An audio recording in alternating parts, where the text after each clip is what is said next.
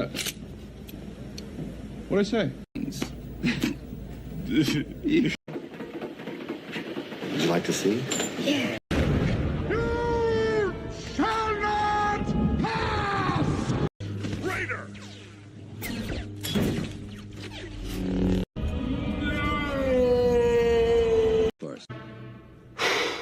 Boy, that escalated quickly.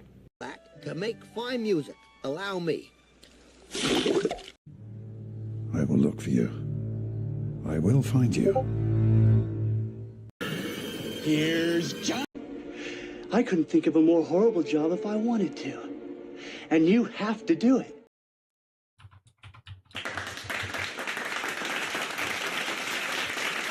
Welcome to the Iron Seas, everybody. Tonight, we have a very special... Oh, whoa. Yep. Calm down. Everybody Calm down. Calm down. We're here. Cheers. Here's AC, and here's everybody else. How's it going, everybody? I like the Timu clapping. It's not the standard soundboard clap sound effect. It's like it's like 10 people in a small room instead of like an actual full audience. It fits for some reason. It's actually just one guy just recorded himself. He's like, what if someone's excited? What if someone's just like this? Yeah, dude. You gotta pretend your hands are different sizes in order to like replicate different, people.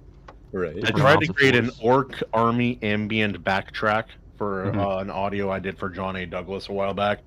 And so I was trying to do like orcs having a dumb conversation. It didn't work. It was a good attempt. Well, it's tough, dude. And Jared Christman is here. Hey, Jared, how you doing? He's just chilling in the back of the studio. You gotta get on the different sides of the microphone to do that, and like different distances on the different sides. Yeah. Also, this picture of him is slightly scary. It makes it look like he's wearing a mask. That doesn't look. It doesn't look like that's AI Christman. What is this? It's like that's a mask I wear when I want to feel more like Jared. It's Christman wearing a Christman mask, is what it is. Anytime I lift, He I throw also that looks like mask he's on. sniffing my hair, which is just. I was chewing on his arm backstage because whenever my face is full screen, his arm is like right here, and we were just watching a zombie movie. So I was like, gotta have a bite. And then I obviously had to say, you want a leg or a wang? Yeah, we turned. Missouri Breaks is gonna do an ad for Buffalo Wild Wings, and whenever he's like, "Make a choice, Silas," it's instead of about the movie. We got different flavors. Yes, Mouth yes. water. Yep. Exactly. You got it. It would be a missed opportunity if they did not. So. So true. But anyway, this week we are incepting Pam Bondi's dreams with the movie Inception and our guest J.S. Webster. As always, your host AC, Captain Kahuna, and Captain Evelyn Music, and Jared will be with us after some church stuff. After his schling, his little schling. Yes. So it's been a good week, boys. How's everybody doing? Awesome. Doing good, man. Yeah. It's been Jess, you can talk louder. You're not going to get in trouble, I promise. We just had a whole bunch of trees lining our kind of like the side of our house they were all dead, and anytime there's a storm, it would just drop branches. The top of a tree fell off, and if somebody was walking a poodle nearby, it would have just smashed it. So for a while, it was like every time it stormed, it was Is that what you see in your head every time a tree branch falls? There's just a pack of stray cats that kill my rabbits, and they're just walking together, and the tree falls on them. Yes, but now that they're no longer in danger, those stray cat packs, they'll be fine because the trees are gone. And now I'm like, oh, there's a sky over there. I didn't know the sky existed because those trees always block the light. There's a view. Nice. Yeah, it's like I saw pictures from my grandma's Hawaiian property back when I was a baby. You could see the ocean from the driveway. You can't even. Nice. You can only. Yeah, you can. You can barely see it from the porch, 45 feet higher, at this point, which is insane. More applause. I absolutely love how as soon as YouTube implements like a new experience and leveling up mechanic into the live chat, oh yeah, our community just immediately tries. How do I get to max level? It doesn't roll over week to week. We're just figuring out the mechanics of it and stuff. It's so funny. Man, level 3. the Chat GPT version of us being the characters in an Inception trying to get into Pam Bondi's dreams to learn the truth about Epstein. I'm reading the script that it wrote for me. I'm currently in Act 2, and it's wild. It's wild. Dude, there's some I'm good ready stuff in for here. it. I'm like, wow, dude. We're There's gonna have good to stuff. review that. Oh god, there's some funny lines in here, dude. What made you want to pick Inception? I haven't seen this movie in a minute, so it was a fun. Well, Inception was actually you guys' idea, but I really liked the movie because it's got a lot of it's a lot to unpack. It's a lot of stuff to talk about in it. As far as like my writing's concerned with my new nonfiction, I discussed lucid dreaming as a way of coping with trauma. And so Inception's perfect for that. But then the very first line of the film, and let me read it to you because it's very, very powerful. He's talking to the Sato. Yeah. And he says, what's the most resilient parasite? And then he talks about a virus and other things, and he says it's an idea. Once an idea is fully understood, it sticks. And that really goes along with themes in your book. And yes, sir. Well, and cheers to that, because like in addition to the and the title of this video referencing to that, the whole Jeffrey thing is kind of becoming an idea. I'll just leave it at that and add that as a tail end to the opening of Inception. Well, it's like it's becoming like an idea, and that's why nobody's buying the cover story. But, exactly. I mean, this is neither here nor there about that, but like I just figured since it's part of the title, that would be an interesting thing to say. And I remembered what I initially wanted to start the show with. I was going to say, The Matrix walked so that Inception could run, so that Doctor Strange could walk. No, so that Doctor Strange could limp around the corner. Really? I thought that movie was good. Was it not good? It's good. First one was fine. Yeah. Hey, Matrix is good too. I said Matrix was walking. And Matrix. I personally think. Now I want to see Matrix with Christopher Walken as Neo. Christopher Walken. Oh my gosh. Well, yeah. Well, the whole the stake takes real. Wait. How does Christopher Walken say? Whoa. Whoa. Whoa! Whoa! Whoa! Whenever I eat it, it tastes real in my mouth. It doesn't matter if it's fake. I'm not the one, Trinity. Hey, we just need this to be an Evely. Whoa. Hold on, Evely Walken. That's all. That was the end of it. Oh, damn it! Although now I'm in a whoa competition with him and Owen Wilson. Oh, whoa! Wow! Whoa! Whoa! Wow! Whoa! We take ourselves very seriously on this show. Oh yeah. Oh, also, for later, not that it matters. I did ask Rock to write a short story about Mr. Justin, fending off groupies because he loves his wife, and it's brilliant. It's brilliant. So yeah, love to hear it. So later, that's a treat for later. Yeah. I gotta go in here too, based off of the title. I didn't realize what AC titled this episode till. I think it was Overload mentioned, or no, maybe Webbs pointed it out. Somebody pointed it out, and it's well done. Oh, thanks, man. Thanks. Get on that algo. It literally came to me. I was like, title, and I don't know. I was just like Inception, Webster. It's perfect. I feel like if it's there, we got to reference it. So we got to use that later too. It's gonna be good stuff. All right. Yeah. At this point, I've just accepted that if there is a list, we're not going to see it for 15, 20 more years, as is probably the trend of the U.S. Military and government giving us information about things going on. I don't think it would be as easy as just having a simple list. I think it's going to be more of a string of code names and it's just going to be very cryptic, and they love that stuff too. Everything's got to be encoded to the third level and all this sort of stuff, so that you can't it's not just like a piece of paper with names on it. Like that seems on Flight 956. To the Brother point. Bear and Fudge Packer were doing Yes. a Louisiana slide. Delivered 6 packs of hot dogs to the They were I don't know, Captain Crunch cereal and a corn dog, 3 hot pockets served cold. What? Yep. That kind of thing. And some chow mein. I'm upset by what I just heard. A chow mein Slurpee. Yeah. Think about it. That's a bad one. Why do you? That's an expensive one. Why do you say Emily. these things? That's an expensive one. I wonder if I'm actually hitting all these code words, and now there's like we got feds watching. Well, it's kind of like the thing. How did he know? I imagine it's kind of like when you dump hot wax down, like when the professionals have you seen like scientists dump hot wax down an anthill and then they dig it up? I've They seen dig them it up do so it you with can see metal, the which whole is way more metal. But You're like Professional hot wax borers. everybody thinks it's a list, which would just be like a hole in the ground, but it's probably more like what it looks like after you dig it up. It's like, oh shit! What if people got confused and they were like, "Hey, we have the list right here." And There's just like, also "Hey a guys, person my list, name's but I don't think Epstein." that's It's like there it is. Like that's no, they didn't say list. They said list. You got it wrong. I thought you said list. why is there so much baby oil and Vagisil? I don't get it. Oh my god!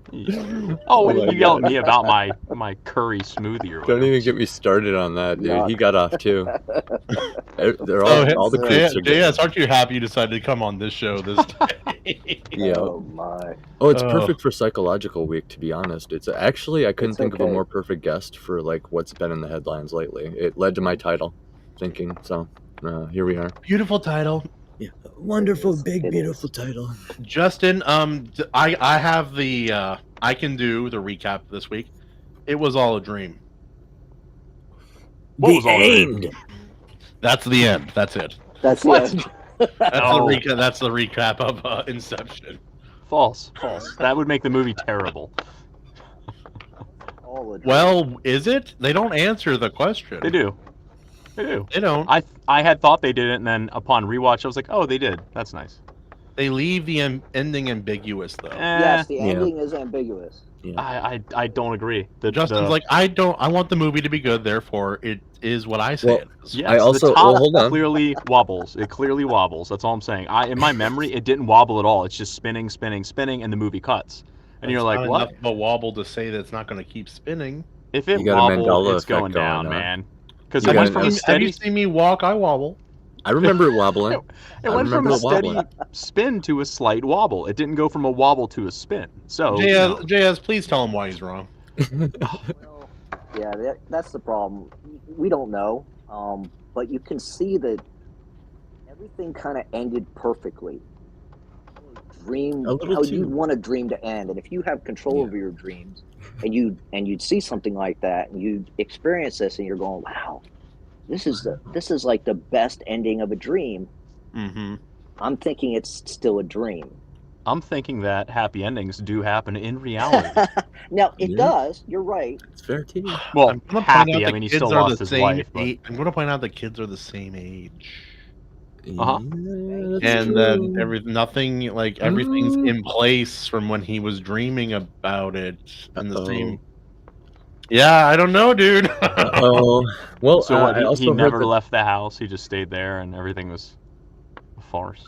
I also heard that the entire movie is like totally a fucking symbolism for fucking the 9 stages of grief, bro, or whatever it is. No, it's not the No. 9 stages of grief. It's the 9 stages of romance anime that I watched after I got divorced. That's what it represents.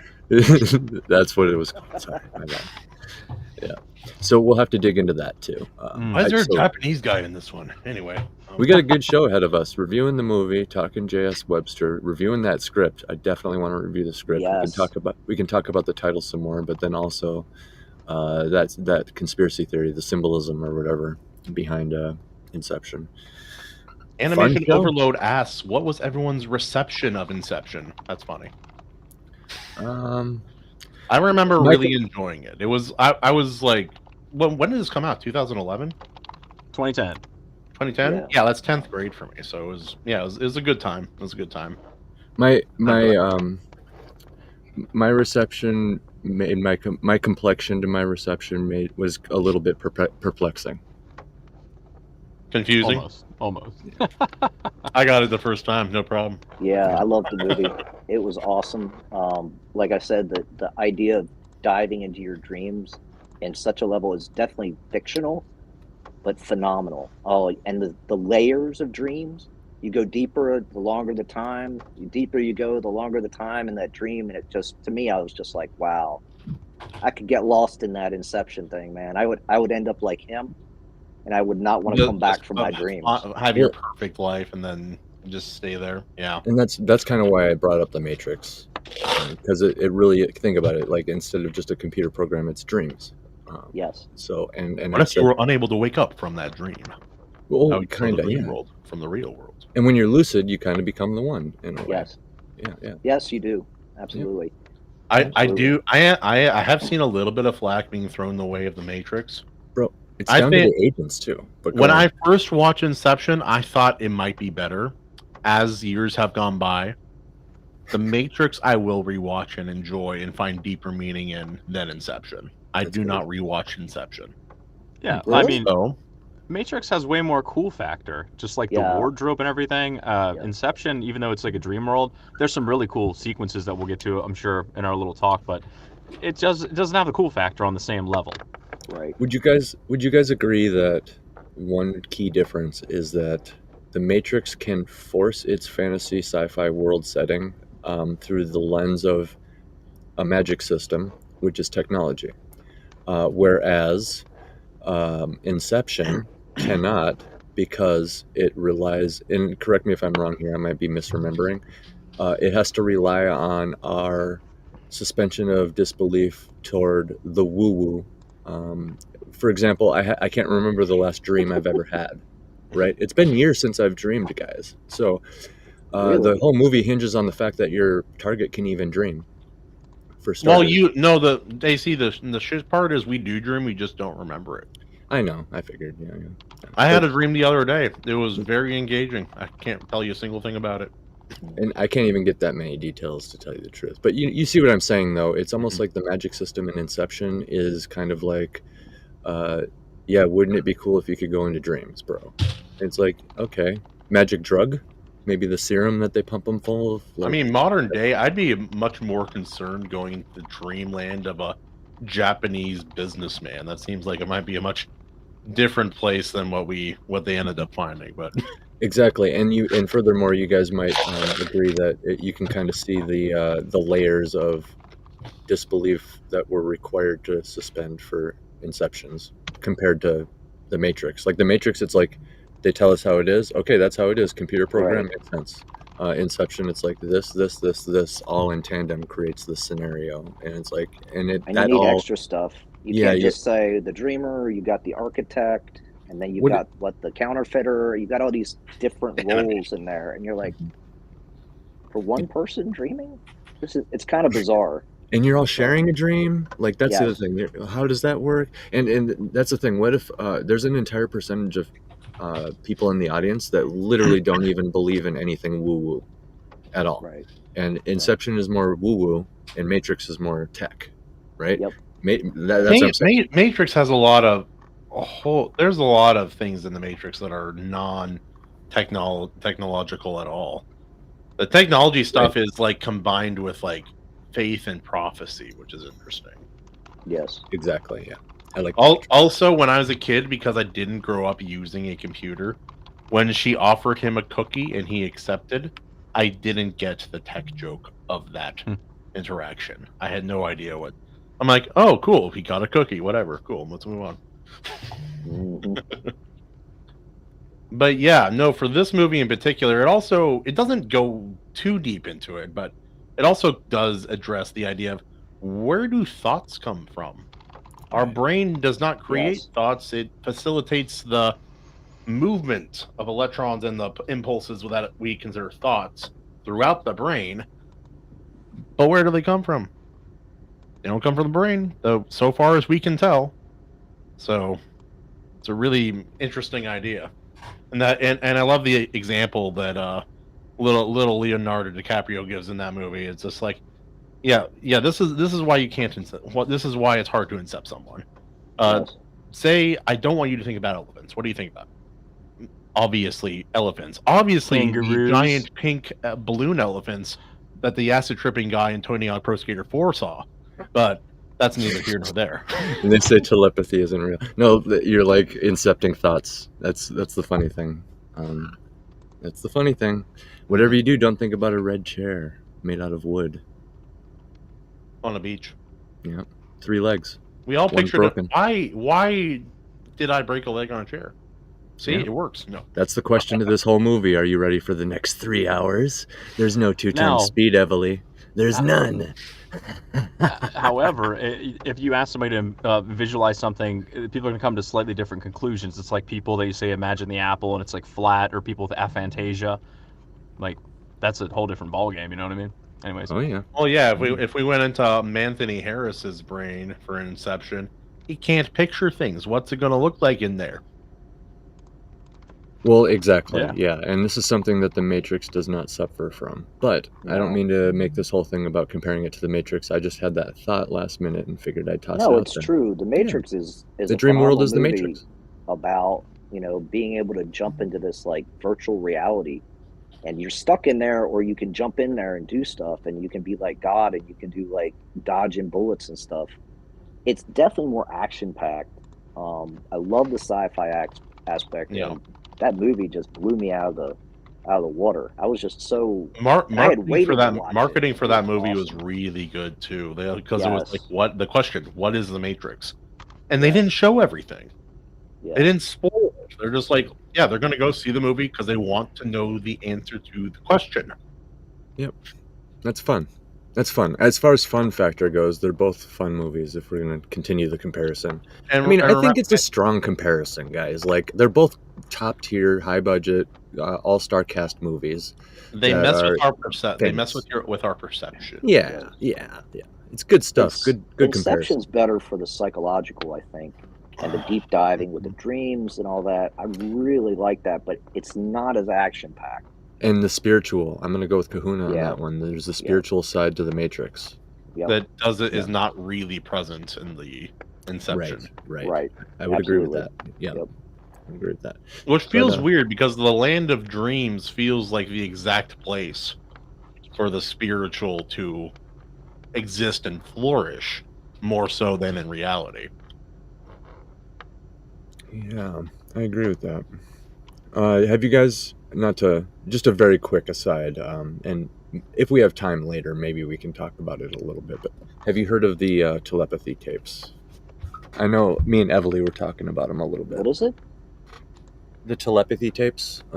It's some new research. It's a podcast. It's like a, I don't know, 9 or 12 part series. I think it might even be ongoing, but it's this bunch of new research about like autism and pretty much potential links to possible telepathy going on there. And there's a lot. Yeah, that's all attached. Yeah. That's all attached to mirror neurons and the idea that we create our own magnetic Quantum. field and that it can possibly communicate with someone else's. Mhm. Probably not at this point, definitely not consciously, but if you guys ever see the videos of twins do the absolutely, like they do the same action each on one side of a door so they can't see each other, and they almost always, like, yes sir, 9 out of 10, but like 19 out of 20 times everything they do is the same. 19 out of 20 is a good way to put it, because the percentage they landed on after doing repeated tests with repeated experts was 95%, and 100% of these kids with these nonverbal conditions, it would appear 100% of them can in some way like access what they call is the hill, which is like basically the Akashic record, and they all meet like in this other dimension, and it's freaking crazy. They know each other by name, become friends and stuff. Like, they know when another one dies, because there's a story of one that, you know, drowned in a pool. So autism is a superpower then? No, basically. the movie The Predator postulated that too. It's like, guys, Asperger's is the next stage of human evolution.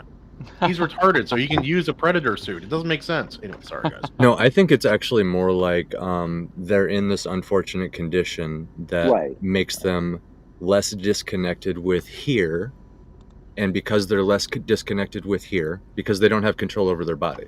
Right. So because they're less disconnected So you're with talking here, about severe autism. You're not severe, talking about like completely nonverbal. You don't have control over your body. Okay. I Going understand. 20 years without even speaking to your mother. She thinks you're a vegetable, and then all of a sudden you're given a means to communicate, and they realize you know the entire Declaration of Independence and the Gettysburg Address, and you were only taught shapes and colors your entire life. Wow. and the first words to your mom are I'm in here. So that kind of factors into the whole cerebral. As a psychological author, I figured you might be interested in the telepathy I tapes. will check it out. Yeah. Yeah. Well, it's telepathy tapes. I'll write it down. Yeah, it's easy to find. YouTube. Well, it's interesting too because it's like we're a soul with a body. We're not a body. Our body affects us, and we affect our body, but we are not. It's not the same thing necessarily. It's a really weird idea. And that even goes beyond, like, you guys know when you're driving a car and something hits your car and you feel it? Mm-hmm. Yeah. That's the, like, small, subconscious recognition of, temporarily, this car is me. I am this car. Mm-hmm. If something isn't right, I feel it. You feel it when you're driving, or you sense it, or you hear it, you smell it, something. Another example on top of your example, when you're driving a car and you can somehow feel the road. Mm-hmm. Yeah. Through like your feet. You know what I'm talking about? Mm-hmm. So, yeah. There's something to this, and anyway, just to, it turns out it could, if you really look at all the woo-woo surrounding the evidence that's there that leads to like the 95%. I can't take you seriously if you keep saying woo-woo. But if you look at all the woo-woo, it leads to like UFOs and all kinds of stuff, like it turns out it could for ghosts, first, that stuff's not real. I was naked and prone in a field for 3 weeks, and those aliens never came. I was never probed. Dude, you tried. I did my best. Yeah, you did your best. That's all we can ever do. They flew overhead. They're like, he wants it too bad. It's not a couple in their 50s. Nope, absolutely not. Keep going. Just like, this guy wants it. Next. Yeah, he's like, I want the ones that are hard to get. Yeah. We like to hypnotize people and get them while they're sleeping. What the hell is this guy doing? This isn't even a challenge, honestly. Yes. They might have thought it was a trap. Challenge. This is a setup, boys. Yeah. Okay, so let's get to the summary of the movie. Now that that's all the fun stuff on the menu. We can dive into all the fun stuff as we go. I'm glad I thought of the telepathy tapes last minute, but let's get into this so that we can hear some fantastic stuff about Webster's worlds. So, Inception from 2010, the summary here, if you haven't seen this movie, it's about a guy named Dom Cobb, and he's a skilled thief, but he's the absolute best in the dangerous art of extraction, stealing valuable secrets from deep within the subconscious during the dream state when the mind is at its most vulnerable. Now, Cobb's rare ability has made him a coveted player in the treacherous new world of corporate espionage, but it has also made him an international fugitive and cost him everything he has ever loved. Aww. Now, Cobb is being offered a chance at redemption. One last job, as it always goes in these films, could give him his life back, but only if he can accomplish the impossible, Inception. Instead of the perfect heist, however, Cobb and his team of specialists have to pull off the reverse. Their task is not to steal an idea, but to plant one. And if they succeed, it could be the perfect crime, but no amount of careful planning or expertise can prepare the team for the dangerous enemy that seems to predict their every move. An enemy that only Cobb could have seen coming. So the cast here, you got Leo DiCaprio, you got Joseph Gordon-Levitt, Ellen Page, Tom Hardy, and I think the other notable name on here is probably Cillian Murphy. Cillian Murphy? Cillian Murphy, yeah. Come on, his name's not going to be Cillian? It's got to be Chill. Also, what up, Chill? The Japanese guy. That guy, he's famous. Yes. Sorry, I missed him. Yes, Ken Watanabe. That's going to be Ken Watanabe, yeah. Yes. Budget on this film, $160, and it pulled in $840. So it did pretty Holy good. smokes, dude. Those are the numbers we want. It's like the new Superman, Superman, Matrix right? Do? Good question. Let me pull that up real quick. Yumi.com, you guys can How did the movie do in Taiwan? Very good. Very good. I really look at the gross now and the budget of the film instead of looking at the reviews, because so many reviews are skewed now in films. Oh yeah. You'll see the 7.7, and then you'll go to the gross, and it'll be like 10 million to 200 million spent. And I'm going, so how in the world did it hit 7.7? Like, good, then more people would watch it, right? So, The Matrix cost $63 million and made $470. So $160 against 63. So Inception costs almost 3 times as much, and there's Matrix made almost slight inflation difference, but not major. I don't know if they factor that into IMDb or not, but yeah, I would say percentage-wise return, Matrix definitely made more, and that I think speaks to what we were talking about earlier. It's just not to dive back into it, but yeah, it's just a better movie. We should probably watch that sometime, and then we can really talk about it. Real quick, while AC's helping my wife, I have a hot take about The Matrix. A lot of people will say Matrix, The Matrix is a perfect movie, and then it has 2 shitty sequels. I disagree.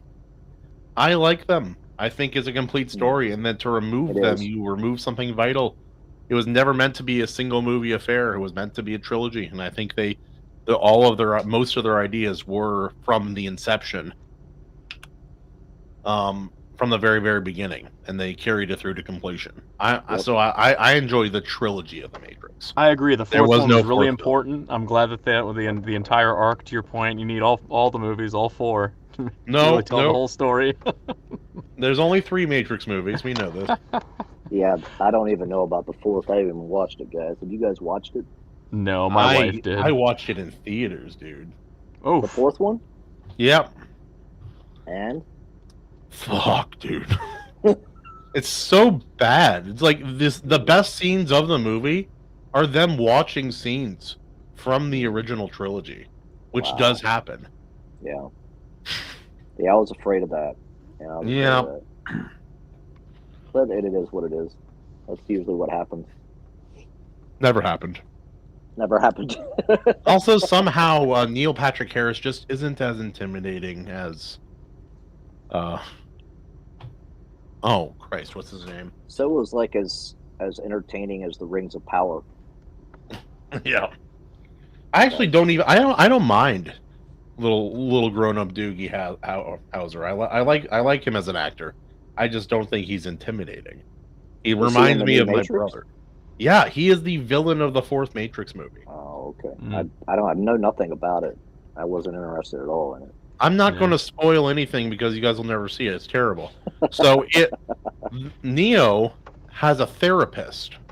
He's back in a new version of the Matrix. He has a therapist, and that is Neil Patrick Harris.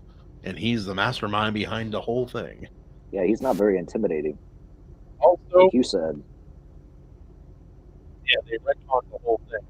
So it's not Neo's power, it's the power of him and Trinity together. So she also has powers now. Mm. And then they have to be together for it to work. And then there's a new recast Morpheus that they acknowledge doesn't look like old Morpheus or act anything like him. So Lawrence Fishburne's not there? Nope. They hired some rando, basically. Oh my god. Who has no chops, no acting, nothing. No. They gave him a brighter suit, and he's taller and weird, and doesn't contribute virtually anything.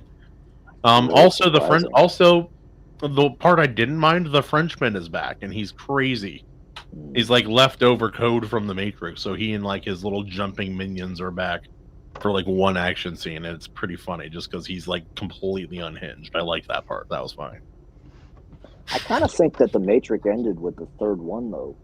I mean, that's the completion. That should have been the end. Oh no, but they kept on cloning Neo and Trinity, so that's how is that how they made it work? Yeah. It's how they tried. I'll tell you that. But yeah.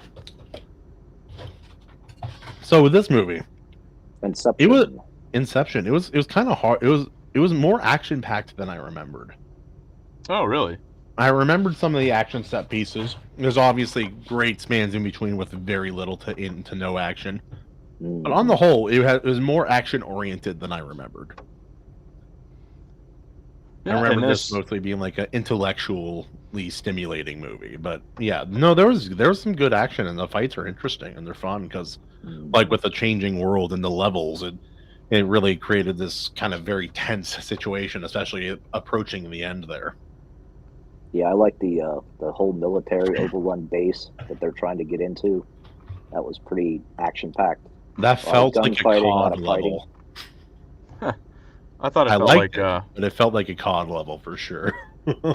It felt like 007 to me. Just the whole Yeah. like the get up and the snowmobiles and everything else. But I like just the premise of this movie's really cool and really unique, and then it's well executed beyond that. And I feel like it's very rare to find a movie in the past maybe decade that does something on this level. Or maybe there's a few, but it's unique. It's not like every movie you see does something like this movie did. And I think maybe it takes somebody like a Nolan to pull it off, because Interstellar is also very similar to this in terms of you're watching, you're like, oh, I'm watching something special here. This is something unique. Yes. Doesn't mean it's a perfect movie or like one you're going to watch again and again and again and again, but watch it once, you'll be like, yeah, I don't know how anybody could walk away from this and be like, as stupid, don't watch it. I think most people will be like, it's a pretty darn good movie. Because the idea of going into somebody's subconscious to steal ideas is one thing, but then whenever you reverse it, like what if you go into plant an idea? Well, what does that even look like? And then they have to start breaking that down. So you get that initial setup, and I will say the first time I saw this, I don't remember it being as kind of irritated, and maybe it's just, I don't know, I like things to get to the point sooner. With Nolan, a lot of his... pretty long. It's not just that, it's just the way that he tells things. It's like Momentum, how the whole movie's out of order. This movie also is kind of like they chop it up and slap it around so you don't know what's going on. I understand why they do it, but the questions, you know you're not going to get the answer until the very end. And it's going to trickle information along the way. And the reveal of one of the major plot points with the wife and everything later on was really cool, but the whole overarching reveal, I'm like, man, I just wanted to... She was a fun, chaotic element that they added in there. It added another layer of tension, because like there's the tension of already we're trying to pull this off and we don't know if we can. And then like there's this random wrecking ball of a person who's just going to ruin it, who can ruin it at any given time. Yeah, without her in the movie, I think this would have been a shell. Very boring movie. Yeah, it would probably have been like, okay, that's a cool idea. It was a fine movie, 6 out of 10 or something. But yeah, you throw that in there, because then the lead guy, his whole backstory ties into it and what went on there, and then you get a deeper glimpse into what happens if you spend too much time in limbo and all of that, because people would see this ability, and as I think we were talking about before, like, oh, would you stay there? Would you not? Would you just live in your dreams? And you see what happens if you do that. She ends up losing her mind because she doesn't know what reality is, and then he still knows, and the world just, I don't know. I mean, they kind of seem like they were getting almost bored of it, kind of. Like, I don't know. If you can control everything and make everything perfect, then I guess maybe eventually life gets boring. It's kind of what I was seeing there. I don't know if that's true. I've never had that happen, so I can't tell you if that's actual reality or not. But I have heard of people that, like, your sense of purpose gets kind of warped, and then food loses flavor, or if you can have your favorite food every day, it starts tasting less good, that kind of thing. It's also an idea not often explored in like stories about immortal or long-lived or immortal beings. Like, if life is not constantly challenging, and if you're just hundreds of years old or thousands of years old. Actually, yeah, Red Hypo is right. One Punch Man did explore some of these ideas as well. That's a good show, by the way, for anyone who hasn't watched it. Animation, music, action, the whole... Oh, you've seen it? Good concept, yeah. I've seen like an episode or two, yeah. It gets better. One of the few animes I have seen more than like 2 episodes of. And it's underrated because it's very, very funny as well, but... Yeah. What we were talking about with Mal being the kind of thing that makes this whole movie interesting too is, to your point, the basic setup is, they have leverage over DiCaprio's character, and this Saito, this guy, owns some corporate, and he just wants to take out the other corporation, which is Robert Fisher is the heir. He's taking it over. The kid's dad is sick. He has a right-hand man who's his uncle and all that sort of thing, and they're trying to get the idea in Fisher's head to basically break apart the company so that Saito, the one who's, using DiCaprio and all this, so that his company can take over. That's kind of boring, unless you're into, like, political, blackmailing, whatever. If you really like I don't know. The political scenes in Star Wars, the prequel trilogy, this might be for you. Yeah, I guess people dig that stuff. To me, I'm like, corporations being like gross, whatever. Like, that was boring. So when they threw in the other aspect of those characters, that was great. And then obviously, movies like this are going to live or die by the rest of the cast. And you get some really interesting characters in here with the different roles they play too, because he has to assemble a literal dream team to go into the dreams. Wow. Yeah, right? We went there. All right. Yeah. So Ariadne, he brings in her as Ellen Page to do she has to Hey guys, design remember the when Ellen dreams. Page had tits? I do. Yes, correct response, dog. That's so sad. Anyways, The dog remembers. her character was interesting because when they first brought her in, I'm like, oh great, they bring in like the young girl and she's the best at all this sort of stuff. But it also, I don't know, I felt like it worked for her because some of the things she says and does, you would need somebody that's a little bit young. Maybe they're not really thinking things. She's really the conscience of the team. Really? Yeah, she is. To me, she felt more impulsive, but it was the impulse that led to revelation that they wouldn't have got elsewise. Where the other characters might have been like, well, let's not go into that. I don't know what's going to happen. She just acted at times.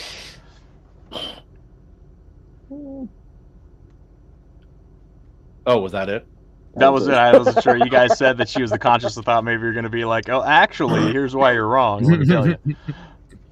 Well, I don't agree with you out of principle, Justin. I agree with you. I disagree with you when you're wrong. Oh, okay. Which is frequently, very, very frequently. No. I disagree, Kahuna. I'm going to disagree with him out of principle. Then you get themes. But the point at the end of the day is we both disagree. I disagree. Can we agree to disagree about agreeing or disagreeing with Justin? Mine's out of principle. Yes. Mine is not principled, but I do agree that we disagree. With Eames, but I don't agree with that. That's fair. I concede. I didn't realize that, or I'd forgotten that Tom Hardy was in this, but then it started making sense. I forgot about Chilean he's kind of a different character in this movie. Oh yeah, he's like a suave British guy, kind of like a fake Bond sort of, or like a more tough Bond kind of deal. Like it was kind of fun, and it's like this movie really illustrated to me that Christopher Nolan has favorites for casting. I'm like, I've seen all of these faces before. Cillian Murphy, what are you doing here? Oh yeah, I mean, if you hear the horror stories about how awful so many celebrities can be to work with on the set. So if you get somebody you're like, that guy was a pleasure to work with, call him. Where can we put him in here? Get her back. She was great. Like, yeah. But the character's supposed to be black. Call Tom Hardy. I don't care. He's that wouldn't happen. To work with. You don't know what happened. Did that happen? Am I wrong? I really hope it did. Tom Hardy wasn't really big time at that point though. I mean, this was this is on the pre-Bane. Yeah, pre-Bane. And then like a couple other movies that side casting, but this was actually he had a pretty big role in this film.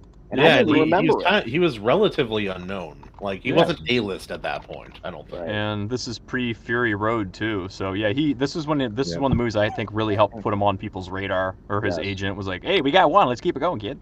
Mm-hmm. And he's a good actor. He's a good actor. Mm-hmm. Oh, for sure. Yeah. Who else you got in here on the team? Yusef. He was driving the van for him. He's the dude that does like the chemical drug engineering. I thought he was fine. Yep. Smaller role, but they made him likable. But also, he's driving the van. You get that crazy sequence, and when he finally shakes everybody, van was falling for like 45 minutes, dude. Yeah. I just like he's driving and he's getting shot at, and he shakes the bad guys, and he turns around to everybody in the van who's asleep and says, "Did you guys see that?" Oh, yeah. No one will know how badass I am. No one. Besides you, millions of people watching in theaters and at home. Looks up at the camera. You saw that. Who was Arthur? They got the name Arthur as part of the team here, but I'm like, which one was he? We need more money, Arthur. Oh, JGL. JGL was Arthur. Yeah. Which he was another one. I'm like, that kid, man, he must have a great agent because if I'm not mistaken, his big show whenever he was younger was Third Rock from the Sun, where he's kind of like the nerdy, wimpy guy. And even in this movie, it's not like he got, in great shape for it or anything like that, but yet he is a convincing action star, and he gets some of the best sequences in this movie too. The fight scene where the hotel, because the van is falling and they're doing like that zero gravity stuff, it's like he's kicking butt, and he looks like he could kick A lot butt. of that. A Which is lot of that surprising. was practical too, which is That's insane. That's the How They did premiere had that they- scene. moving set. That moving. Did they do set. it Yeah. in one of those airplanes that does one of these deals to get the zero G They effect? might have. I've seen No, some where had they a have like the platform and then you rotating. they would rotate and turn it, and Yeah. they'd plan their sequences way ahead of time. It was, Were they just all wearing wires to stay like floating in the air? Then No. that's the zero G stuff confused me. I wasn't sure No, how they did that. the twisting building, I think they explained it in that director's cut we were watching. And yeah. he was like, I don't want a sub to come in here. I don't want anybody to do this. I want to do it myself. And I'm like, holy crap, he's hardcore, man. That's like Yeah. Jackie Chan style. I agree, but I also will always remember him as the gay guy from that '70s show who kissed Eric without asking. I will always remember him as the really weird family member from Third Rock from the Sun. So he was an alien. Oh. Yeah. Yeah. That's what I'll remember him. I think guys that's are what he was.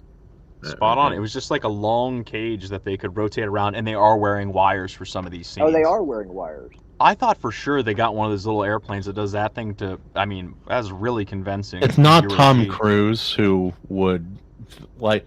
Tom Cruise literally filmed himself on a plane that he was on the outside of with no pilot. Yes. That's awesome. Which wasn't. Yeah, he had his own controls. He was on the outside. It's intense. I don't understand how he did it actually, but yeah, it's fun. Xeno's protecting him, man. He's got Xeno, I still then you remember him from What's Eating Gilbert Grape. Oh, DiCaprio. Yeah. Yeah. Oh yeah. You know what? You know a casting that almost happened that he turned down after he was basically given the part would have changed everything. He was originally He was like the original like first choice pick to play Anakin Skywalker in Attack of the Clones. That wouldn't have been bad. That would have been really different. Mm-hmm. That would have been weird. Like he's a very good actor. I have no doubt he could pull it off, but it would have been a very different film. Like I can't even imagine it. It's a weird. It would have been, yeah. Weird alternate timeline there. I don't know if Anakin would have hated sand. He might have been like if someone could pull off that stupid line, it's probably him. Mm-hmm. Find a way to make it not terrible. I can see that. Yeah. Mm-hmm. One Wait. scene in Relevant. this. Relevant.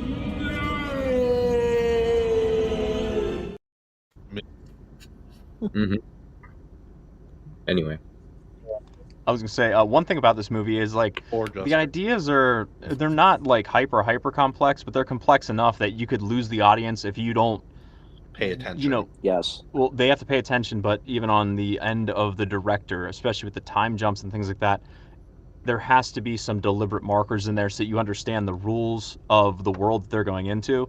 And the scene whenever DiCaprio is explaining to Paige's character about how the dreams work, and then everything just starts blowing up around them. Yeah, while they're sitting at that cafe, Mhm. that was such a cool shot. Like in terms of a Yes. standout moment, two of them are both in her dream sequences. That one where everything's blowing up, and then she wakes up, and he explains, 5 minutes in real life is 60 minutes on the level 1 of the dream.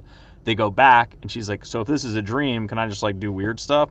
And then she bends the entire city back on itself, and the cars are driving up and down. Like that was so cool. Yeah. But then that was the French horns in the trailers scene that everybody saw. Mhm. And then the whenever everyone's staring at her because she's doing too much, and the dreamer's subconscious realizes she's not supposed to be there, and so everybody in the dream's turning on her Starts because if you turning die in the hostile. dream, yes, if you die in the And dream, doesn't you wake Mal up. stab her? So- In one of them, yeah, I think so. I'm kind of confused about one part of the film, and they talk about this, I guess maybe you guys can give me some clarity in it. They say that when you sleep and you kill yourself or you get killed, you wake up. So, and you're sedated. To put you down, they have to sedate you, right? Same situation. So the next thing they do with the Inception, when they're planning, is it because they're planning the idea and they have to go deeper? Is that why you can't kill yourself or die in the dream? No, Yes. it's because you get lost. You get lost in the base level. Like what did they call that again? They had a name. for it. Limbo, yeah. If you Limbo. are Limbo. so heavily sedated, like they were to Okay. go in order to get down to level 3 to really plant that idea, you're so sedated that if you die there, you get stuck. And Okay. because you only get Okay. stuck there for like 5 minutes, back up on, in reality, that's, So- sorry, 5 minutes up where you are asleep is like 10,000 years or whatever down in limbo. So even though no time passes, whenever you wake up, your brain is fried because you're just stuck down there for what Dude, feels like forever. I'm sorry. All this talk is making. I'm probably gonna rewatch the telepathy tapes, like again, because like this shit is just Inception. Just kind of like I'm like, what is with the timing of all this? Open up your mind, man. Open your mind. I Open want a your Quato. mind. I'll have a Quato someday. Right here, over my heart. Pop some Quaaludes. Don't be a pussy. Yeah. So then, it's shortly after that they explain what these totems are, which are, an important recurring theme throughout the movie. And of course, DiCaprio's totem is a spinning top. And in Dreamland, the top spins and spins and spins and spins and never stops spinning. And he can check to make sure he's not dreaming because he was caught in limbo for so long. It's revealed later on that he's got to spin his top to make sure that he's not still in dreamland. And if he spins it and it falls, he knows he's in the real world. If it spins forever, he knows he's still dreaming because, again, his wife cracked, and that's why he lost her, and he did not crack, but he kind of did. And even that whole thing, you get the reveal with his wife character that the reason she ended up taking her own life in reality because she thought reality was a dream, and she was trying to get back to limbo, sort of. But the reason that she tried to do that was because whenever they were in limbo, he was like, if we just take ourselves out, we'll wake up. So he actually planted the idea in his wife that led to her ending herself in real life. And it was just like, and that messed him up. So that whole angle was crazy. And part of that drama basically is whenever he's in his dreams, she keeps showing up because he hasn't dealt with it was this more part than of that too. subconscious. Like basically, like at some point he wanted to leave the dream world and she did not want to. That's she thought it was reality at that point. Like she had been down there so long that she lost any sense of what's real, and then everything got backwards. And so he wanted to stir something. He wanted to create, like, remind her, oh yeah, this is false. Being able to make buildings with your mind might have been a good enough clue for me, but apparently the spinning top never broke down. It's like whenever I play RimWorld. Also, have you guys noticed this? Is there a Leonardo DiCaprio movie where good things happen to him? It's not common. No, Titanic. It's not. I mean, and like all good things, no, but Gilbert Grape, it ended okay. It didn't fall to his death, but he was still retarded. Well, he started that way, so I mean, you know. He's not like that World War II soldier. He had a lisp, got blown up by a mortar, and then after he got out of the hospital, he didn't have a lisp anymore. What about Blood Diamond? Did that one turn out okay for him? No. Sounds like a happy movie. No, he dies in Blood Diamond. I have a feeling he chooses a lot of these roles. Well, what about him? Catch Me If You Can. I don't know. I think that he had some trauma. That was a good film. Yeah, that's a very good film based on a ending. real story too, which is interesting. Yeah. Yeah, I don't know. Kahuna, we don't use that word anymore. The new term happy is telepathic. Telepathic? That's the new term, yeah. It's the respectful term. We can't say telepath. Okay. You lost me for a second. I'm back. I know. I waited a little too long on that one. Right. Next time I see a kid in the mall with clearly what is basically a brace to keep them from running away from mom, and be like, "You're telepathic." Then just leave. No explanation. The mom gets all offended. The mom will become offended. There's no doubt. Yeah. People just walk around and use that word. And they're so rude. Anyway, called it like that Mudblood scene in Harry Potter. Mm-hmm. Yeah, he called her a telepath. Fucking telepath. No, anyway. So think about this, though, guys. Planting an idea in somebody's head through a dream. That's obviously fictional. It's actually a lot easier to plant an idea into somebody's head in real life than it is. Then you have to go through such a freaking insane system of dreams, and we got to go deeper, and we all got to be unconscious. We got a huge team, and you can actually just keep telling somebody something over and over again, and they'll eventually believe it. I mean, who was it? One of the Nazis said, if you tell a lie long enough, loud enough, repeated enough, or something like that. Was that the people guy will we believe it. hired to be a scientist and teach us how to break the human mind in the MK Ultra experiments, or is that a different guy? A different German scientist. I don't know. Yeah, no, the one you're thinking of went to NASA. You got the wrong guy. He worked on rockets. But yeah, to your point, I mean, it could have been like this. The way that they did it is one way, but what if they just hired like an ad agency to like hack the guy's radio and phone and just constantly play ideas for like a jingle that gets stuck in his head? Obviously, that wouldn't work for him. That type of idea would require some type of special technique, but right, an idea. You get enough idea. hot. If you tell 3 hot women to compliment in a subtle way one thing about a guy who is not used to that kind of attention, he'll always remember it, and he will probably fall for it. It's like, oh, you like this, that jacket though. He'll get rid of that jacket. Are you guys suggesting? Are you guys suggesting? I am that suggesting there's a psyop. I'm suggesting there's like a psyop. honeypot.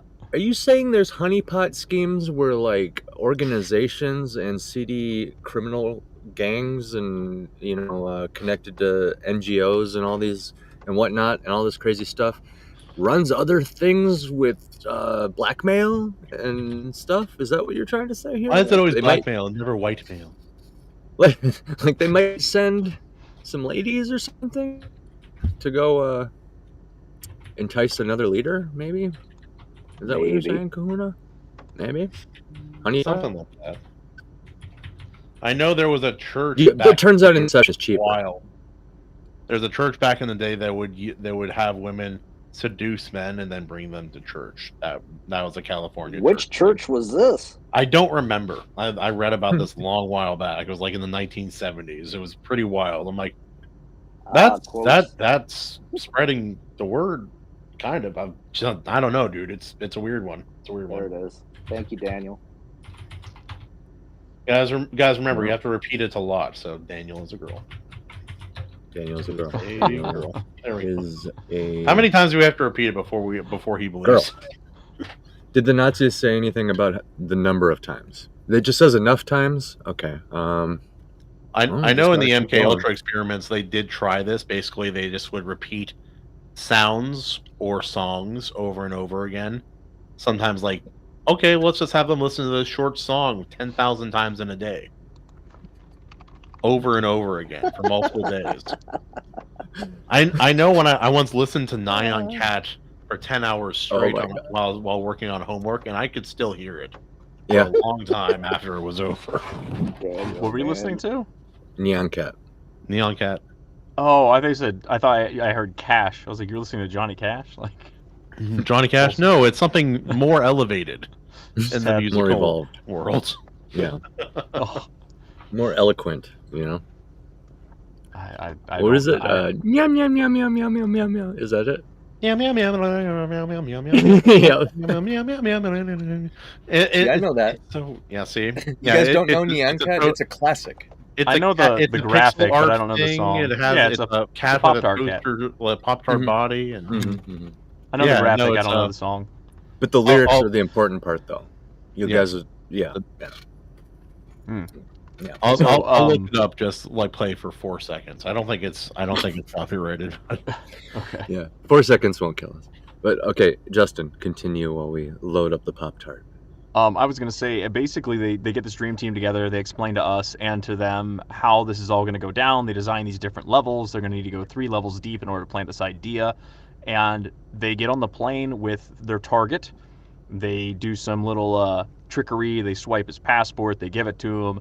They, put something in his drink. He's out cold. They get into the first level of the dream, and everything is going smoothly, except for the fact that this guy was aware that the ability for Inception to happen was a danger, and so he had actually been trained.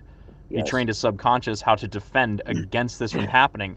So whenever they get there, instead of things being cool, a bunch of dudes, armed security, are trying to take them out because they know that the threat is there immediately, which was a really cool twist. So now, not only do you have, Mal can show up and cause problems, but now you have guys that are trying to actively take you out.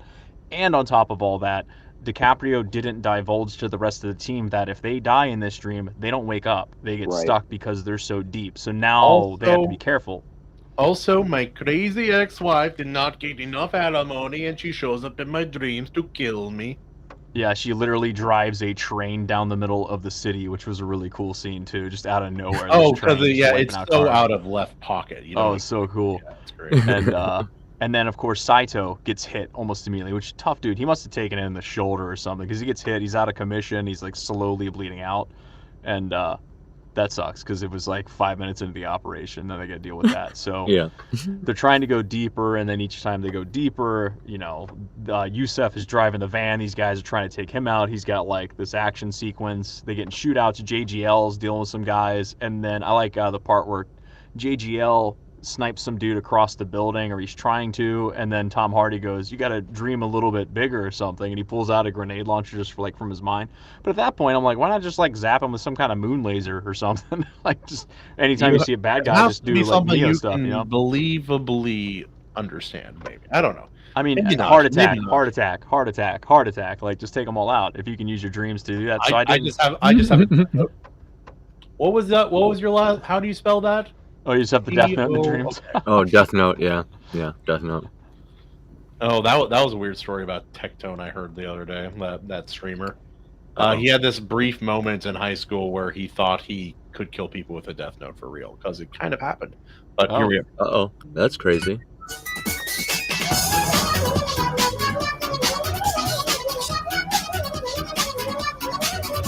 Okay, so that for 10 hours, essentially. There's your short for the week. Just us bobbing our heads that and put it on loop. Just do it for 3 Done. days. Deal. I'll be honest, I don't hate it. No, it's fun. It's catchy. It's fun. Yeah, it's better than well, actually, yeah, it's good. So level 2 is going rough, and the dude crashes the van, and then you get that awesome gravity-defying fight scene that we were talking about earlier. That was just one of the most memorable moments. There's some scenes in this movie that are awesome. And then in level 3, that's really cool because it's like this 007 style Bond. They have this fortress that's all defended, and they have, skis and snowmobiles and all that good stuff, and shootouts. There's some cool rope takedowns, and JGL throws the guy down Paradox stairs, which was a cool little camera trick. Real quick, I'll do a little ad read for this. Oh, one. Nice. Thank you. Bro, bring up my face, AC. Bring me up. Yeah. Beam me up, Scotty. Beam me up, Scotty. Don't forget the epic conclusion of Gisedai, the Angel War arc, out now. And Mr. Webster's newest book, The Unraveling of John Doe. Now sleep? No, I mean sleep. Thanks, Daniel. Or wait, Daniel, do you mean it more like like all the furries in Seattle? Is that what you mean? I'll leave this up for a little bit for Daniel. Yeah, definitely. But yeah, and absolutely do check that out. I actually have a surprise, completely off the cuff, that I had nothing to do with this. I was gonna do an opening of a package I got from Daniel here on stream here, maybe towards the end. But yeah. Oh, cool. That'd be cool. Yeah. Oh, no Anyway, wonder I felt weird. My volume was down. Son of a gun. Every time. I hate that. I hate it. I just hate it, guys. Oh my god. Another funny... Gisedai, fantastic series. Go check it out. Evely, where were we? Yes, absolutely. Also, Daniel, he's saying this common Japanese cute girl phrase from anime. Nico Nico ni. I would pay substantial dollars to see a video of Daniel doing it full commitment. Full commitment. Nico Nico ni. I'm clipping that. That's happening. For sure. Yeah, I'm looking forward to the end of that arc, and it's there's comic adaptations too of you got 3 comics as well, so the books are a lot of fun, and I'm looking forward to the 3rd one here, and I'm glad to see that the paperback is available as well, so I have to get my hands on because that. I don't mess with the ebook stuff anymore. I can't. I just want the physical copy because I have the other ones physical. I'm like, if I start something physical, and I like it, I want to keep that going. I might do both, honestly. I get that. Like, if I married a girl, like, in person, and then, like, after 4 years, she's like, can we just do an online thing? I wouldn't like that either. Yeah, I'll admit. It's not for me. All right. I think I'm gonna do both, but I have my reasons. Okay.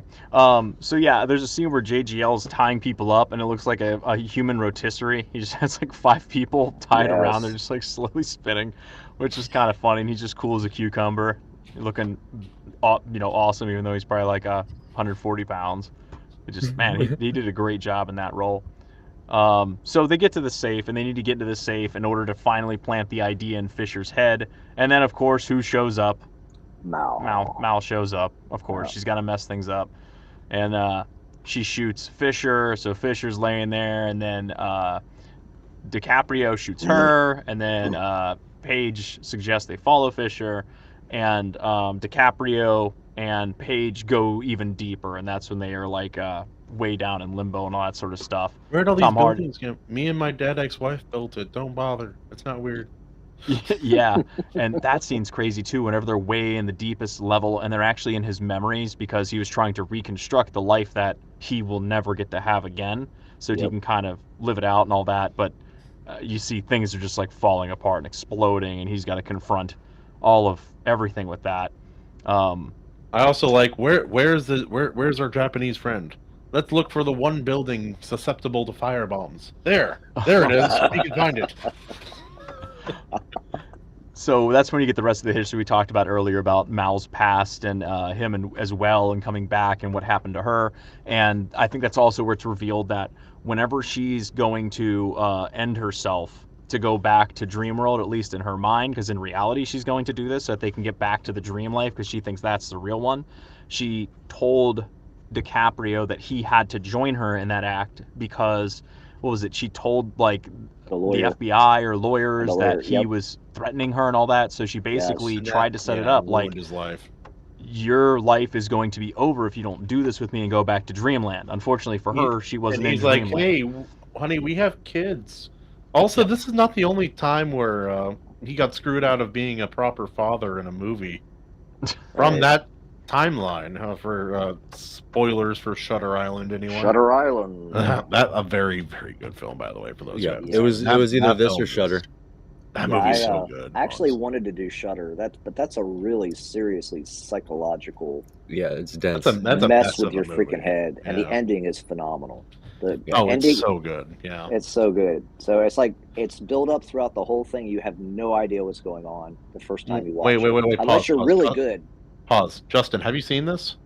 Shutter Island? Yeah. Okay, then, all right. Spoilers fine. Go ahead. Yeah. And then it's as you're going through, unless you're like really, really adept at figuring out psychological thrillers, I had no idea that he was. Yeah, I don't want to ruin it for anybody. It's a really great film, but it messes with your head throughout the whole film, and then at the end, you're just like, the ending is perfect.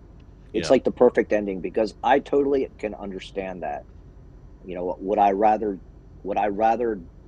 live knowing I'm a monster, or die a good man? That is the best line in a film and the best ending of a film, or for that film. Yeah, I love the idea that he's faking it this time so that he can just face execution, because that's just just do me. That's just preferable to this. Yo, it's Maji-chan. She says hi. This is how she would say it. One other psychological thriller I'm going to shout out, just since we're talking about the other one right there, is one called Stay from 2005. It's Ryan Gosling is the lead with Ewan McGregor, and Naomi Watts is in it as well. I really enjoyed it. Whether or not you can see... What is this movie? I know all these I have not seen it. Dude, I've never even heard of this. It's one of my favorites. It's the kind of thing that it's... I don't know whether or not you can see where the story's heading or not. I don't know. It's a story that's been done before, and one that more recently, and a version of it more or less has been told to high acclaim. So there's a lot of cool cinematographic tricks in the film where if you watch it a couple times, you start seeing things that maybe you didn't even notice the first time. There's certain things that they want you to notice. You're like, oh, I noticed that. It's like, yeah, because they wanted you to. But if you go back and watch it again, there's even more. Just editing tricks where one character's talking to another, and instead of doing that where the camera moves from this side to this side, it will be the guy on this side and then the same guy on this side. And then they so the camera, so you're like, wait, who's talking? And then like their outfits will change into what they were just wearing. So you as the viewer are like, what is happening? Because they do these things to mess with your head. Like Fear and Loathing. There's some scenes like that in Fear and Loathing. A little different. Yeah, I don't know. I really like that movie. I don't think there's any figuring out Fear and Loathing. I think it's just, it's a trip and you're on it. Stay was in the running though too for our movie. So when we revisit Psychological Week, maybe we'll hit up Shudder or Stay next time around. I'm going to throw in an anime romance title just as a set for Psychological. Just to throw it off, yeah. Just for fun. Though actually there is a romance anime movie that's very good. Is it psychological? Vampire Hunter D. Yeah. What was that? Vampire Hunter D. There, that exists, but no, I'm thinking of what was it? Oh my God! Why I'm messing around here. Erased is one that comes to mind, but it's not the one I'm thinking of. Oh fuck! It happens. Dude, my brain just. There's so many animes too. There's so many, and I think there's a psychological genre of anime too. I just can't think of any. Well, Erased is a weird one. But it's like basically people in this guy's family can project their current consciousness into their body in the past and change things. Oh, that's cool. Which is so like possess yourself. Yeah, essentially. So he sees this article about like his hometown. It's like this little girl who went missing all those years ago, and they never found what happened to her, and how parents need to be careful. And he's like, man, what did happen? Oh yeah, I can go back. I can find out. So he goes back to his 8 year. Like basically, he's trying to solve a serial kidnapping / murderer mystery as an 8-year-old or 9-year-old with his with modern day stuff, and he has to he can't just constantly be one or the other. He has to kind of go back and forth, and so it creates two separate timelines where he's trying to figure out in the modern day. It's very, very good for those who haven't seen it. It's a whole ass trip. It's very, very, very interesting. Someone suggested to watch Paycheck. Me and my wife rented it today and watched it, and it was pretty phenomenal. Pretty good. Ben Affleck and that was a John fun Woo, and it was definitely one of those psychological mess with your head thrillers where you're not really sure. Or you're a little unsure what's happening. You're like, exactly. I'm not. Yeah. Well, what exactly is the play here? Was Uma Thurman in that movie? Yes. Yeah, she was. Yeah, Uma, Ben Affleck, Aaron Eckhart. Who else was in it? I think that's all the big ones. That's all the A-listers. Well, let's go around and get everybody's final thoughts on Inception here. I think Justin first. We covered it pretty thoroughly. Did we can hammer out the ending maybe quick, and then just give our final thoughts. That way Webster has some time to talk about his stuff, and we can get to like the script and like whatever else. Yeah, I mean, three bullet points. Basically, the movie wraps up and everything works out. They succeed in pulling off the mission, and everybody goes back. And then we revisit the opening scene where Saito is old, Cobb is still young. He's talking to him and convincing him to trying to get him to remember. Yes, this is a dream. Yes, to try and get him. Yeah, because Saito did end up dying, so he was stuck in limbo, and I guess DiCaprio stayed back to try and get him to wake up. And then DiCaprio wakes up. They're back on the plane where this whole mission started. Everyone's there, and DiCaprio gets to go home, and he goes home to his family and all of the memories that we had seen. The way that he remembered his children and his house and all of that is exactly the same. So then he takes the top and he spins it, and he walks away because he doesn't care. Because he's like, look, like I don't know if he's decided this is reality and I pulled it off, or if it isn't, he just does not care. And then we're left. This All is those my kids chosen. turn around. He sees his kids' faces, which in the memory he never did because he left before he did see them. And then the top itself is spinning, spinning, spinning, and then it wobbles, and then you get the credits. And then people are like, "Oh, it definitely didn't fall. He's still in a dream." And I'm like, "That thing fell. It's happy ending. Everything It's worked left out more or less." ambiguous. We aren't supposed to know. We're supposed to draw our own conclusions. Yes. It fell Get down. people. It's supposed to get people talking about it, which is exactly Which is what we're happened doing right now. My, right. 15 years later, where did the time go? Anyway, I tend to agree with Justin. I'd like to have a very happy ending with this because this guy really went through a horrible thing with losing his wife, being separated from his kids. So you want him to have a happy ending. So I can understand that. But at the same time, I'm looking at that top going, that sucker's not going down. Why did they not film it going down? I mean, that just ticks me off. Oh, it makes me so happy because like that ending is one that messes with you. It's not the worst ending of all time. I know the worst ending of all time. Do you guys know the worst ending of any movie? There's so many. It's a Stephen King adaptation. So many. It's a Stephen King adaptation. Oh, The Fog. The Mist. The Mist. Oh, sorry. dude. Yeah, I hated that ending. And apparently it was different than the book, too. Oh, That it's complete. In the book, it's left ambiguous. Like, will they, won't they survive? We don't know. They're just going to travel around the country. Movie I've ever seen where basically by the end of the plot, everything was meaningless and who cares, that it actually worked and it made me laugh was Burn After Reading. That's the only movie where they get to, it's like, oh, who's it? Not Louis C.K. J.K. He's one of those guys. J.K. Simmons, is that the guy? He's like, so what happened? Nothing?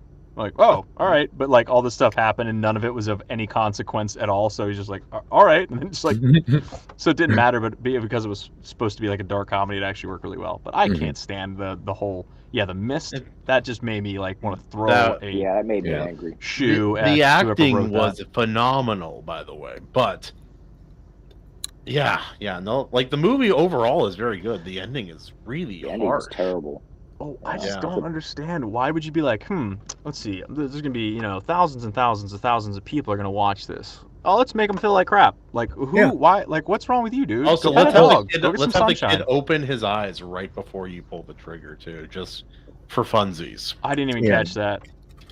Oh, dude, it's brutal because he wants the kid to go first, so he's Again, it's like, who writes that? Like, what happened to you? And who signs off on it? Like, yo, this is a great so ending. effed up you would think it was sad. a Stephen King ending, but it wasn't.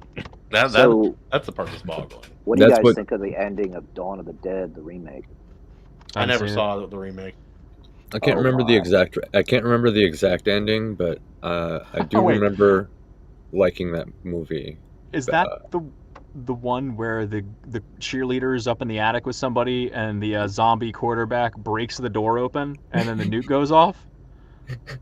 What the heck are you talking about? What are you talking about, bro? That might have been Night of the Living Dead too. It does like a freeze frame and then the whole town gets nuked. There was the one where that has the line, the zombie gets on the phone, he's like, send more paramedics. That's Night of the Living Dead part. No, Return of the Living Dead part 2. Okay, that's what I was thinking of. Yeah, Dawn of the Dead is that went a wild in, direction. 2000 and what I want to say 2002, 2003. Yeah, it's we got were still in our Raines zombie in it. phase. Who else is in it? Sarah Pauli? It's a really good film. It's actually they turned the zombies into runners. So it's kind of like 28 days. 28 days later, you're thinking Romero.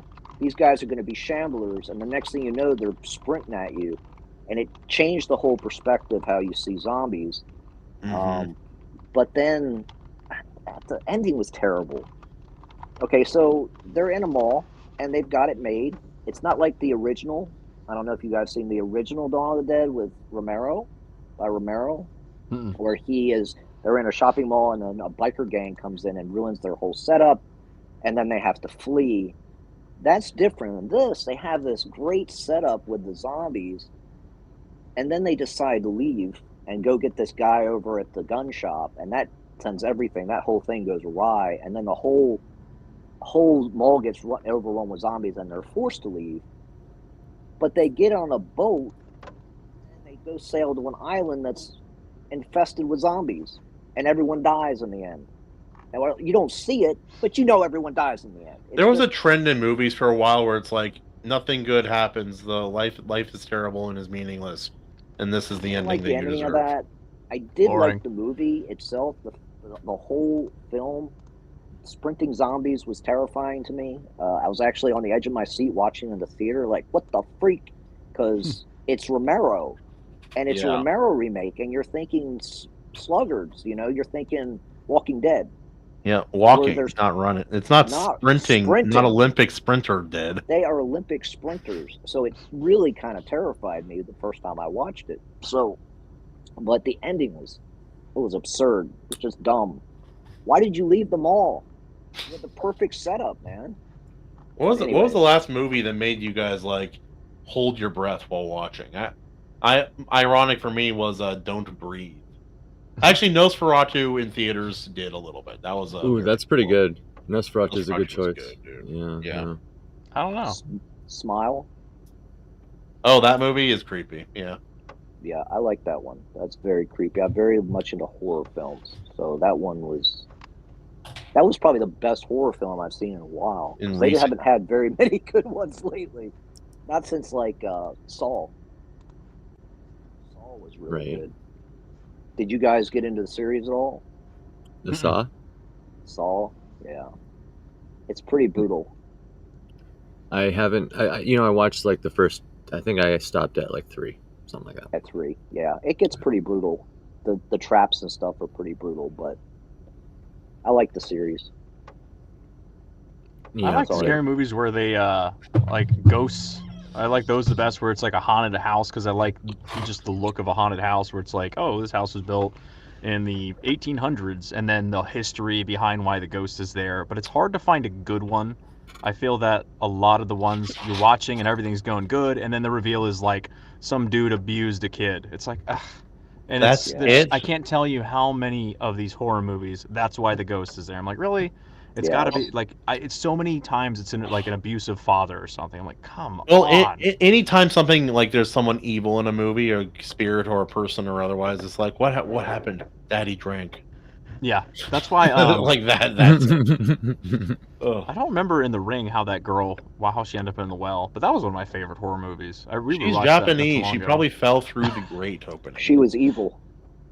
That's how I remember she was like, even by then, she was just like evil. There was no fixing it, which was fine, because I like that movie a lot too, because I mean, they took out the guy, which irritated me a little bit, but the mom and the kid at least survived. But I like horror movies whenever it's scary and like maybe they take somebody, but they get them back and they solve the problem and like exorcise the ghost or whatever, and nobody dies. Like it's a happy ending. Which actually, what was the one with Deadpool, Amityville Horror? That one was so close to being like. No one actually that dies. one being kind of good, actually. Yeah, it wasn't bad. The only problem with it is that the dad slowly goes insane, and the dad is slowly going to hurt everybody. It's like, ugh, another one of these. A Haunting of Hill House. It wasn't a movie, but that was a very, very well done show for that kind of thing. Or Woman in Black. That one was really cool until again the ending. Didn't really care for the ending, but the rest of the movie, just like the set design, the location where the house, when the tide comes up, the house there's no road to it.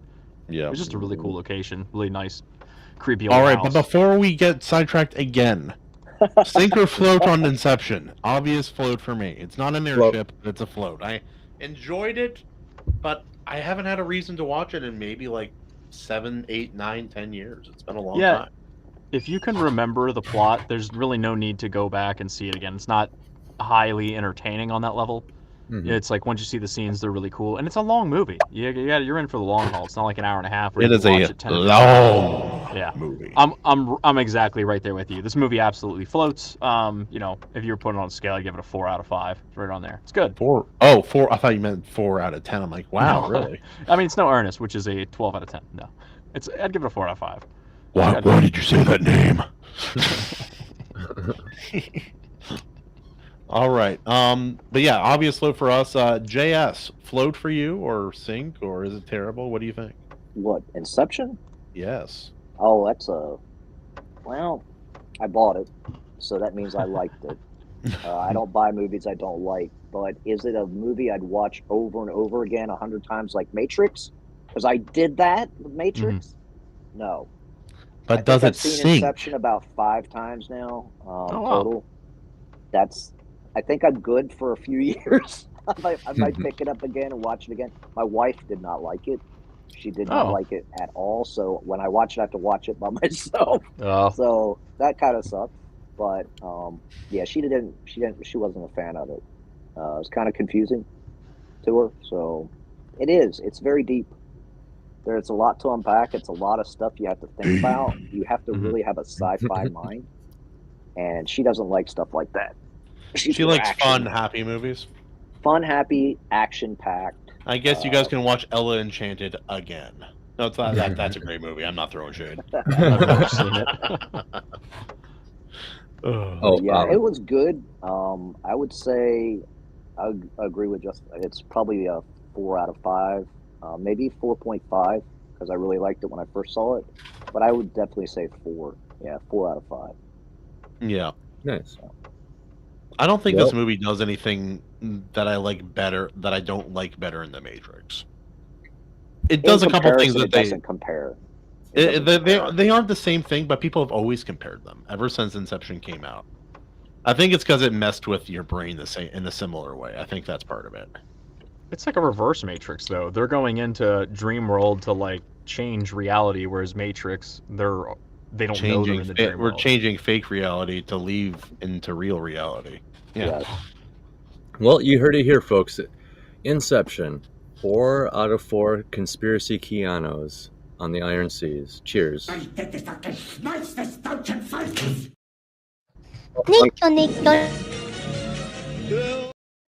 we go. I was gonna say the first right. one. I don't know.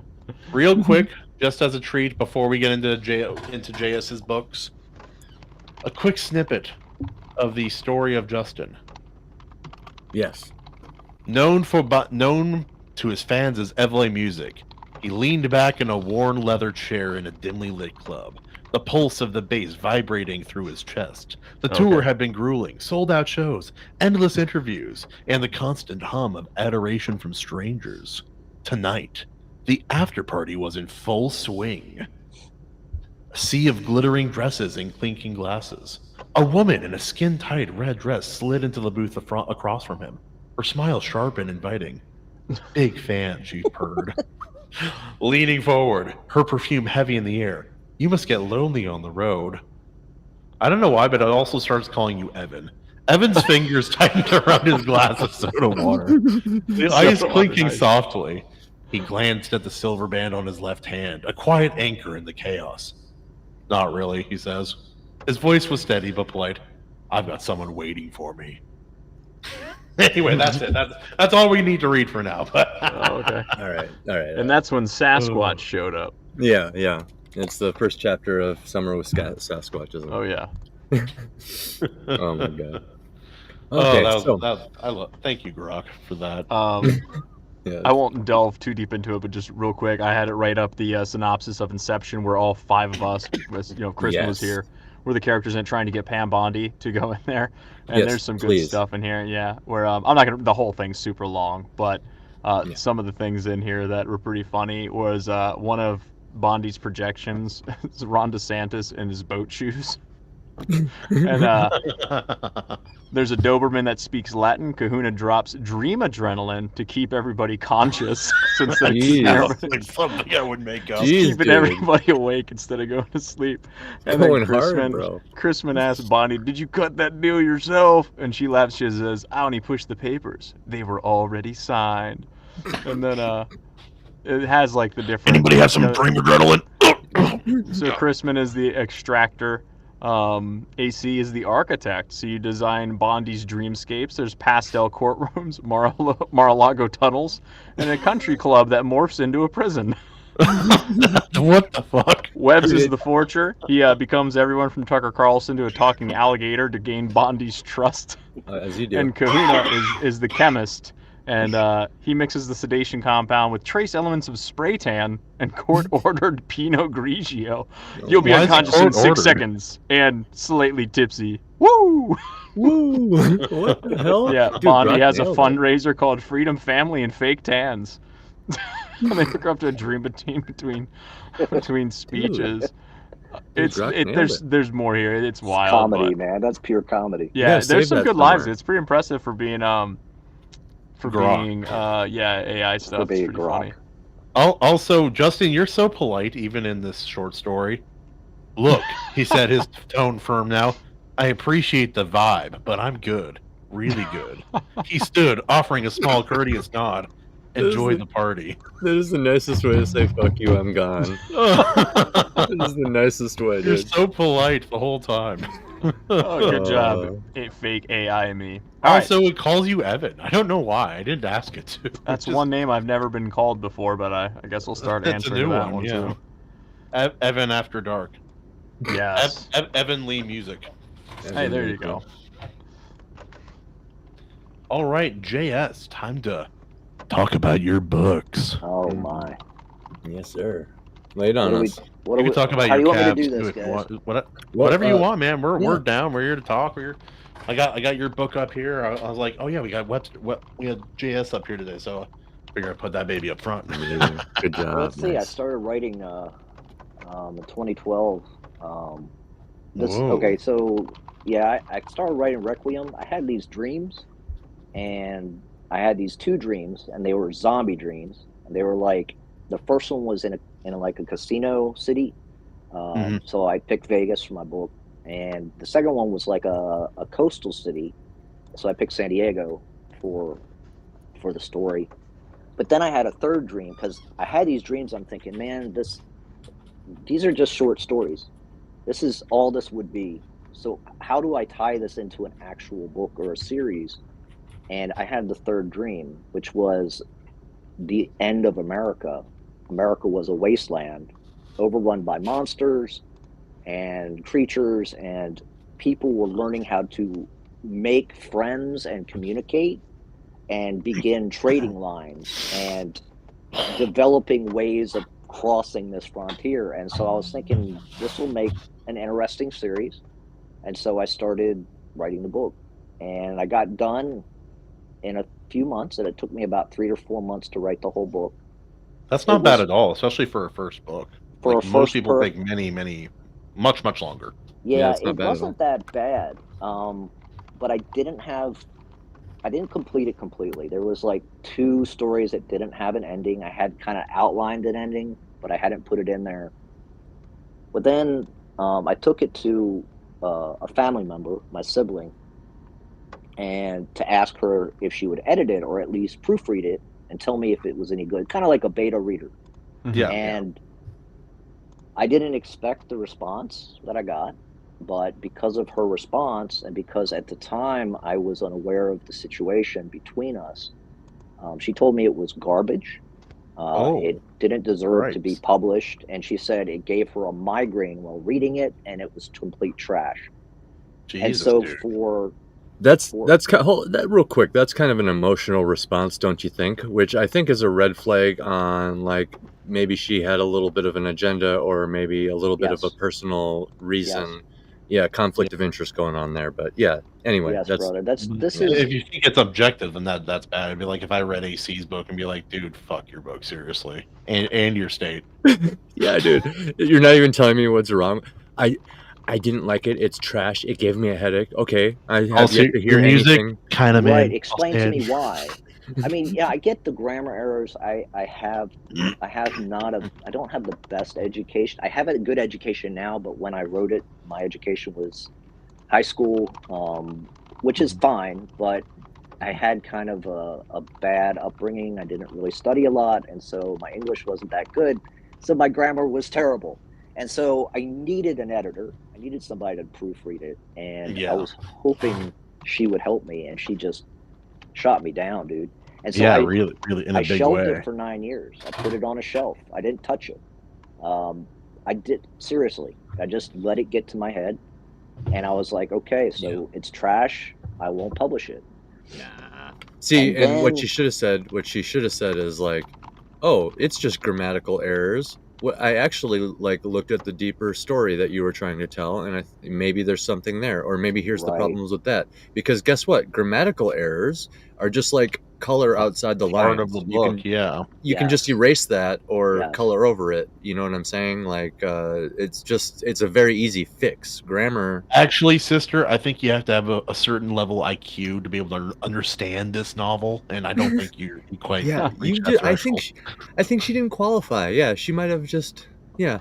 You need a certain level. But anyway, continue. The reason why I wrote the third book and published it, it was actually a journal. It was over 100. I think I got up to like 120,000 words or some crazy amount of words when I was finished.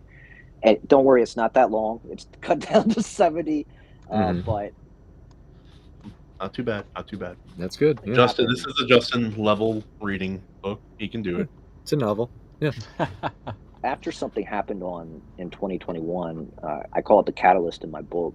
Nice. I realized that my sibling, my mother, my grandmother, who is deceased now, were the three main people in my life who has always caused trauma since my early childhood. And this catalyst kind of opened up my memory block because I have a lot of trauma. It's called complex trauma from my childhood, where it began, I believe, as an infant, stayed consistent throughout my childhood into my teen years at stealing my identity.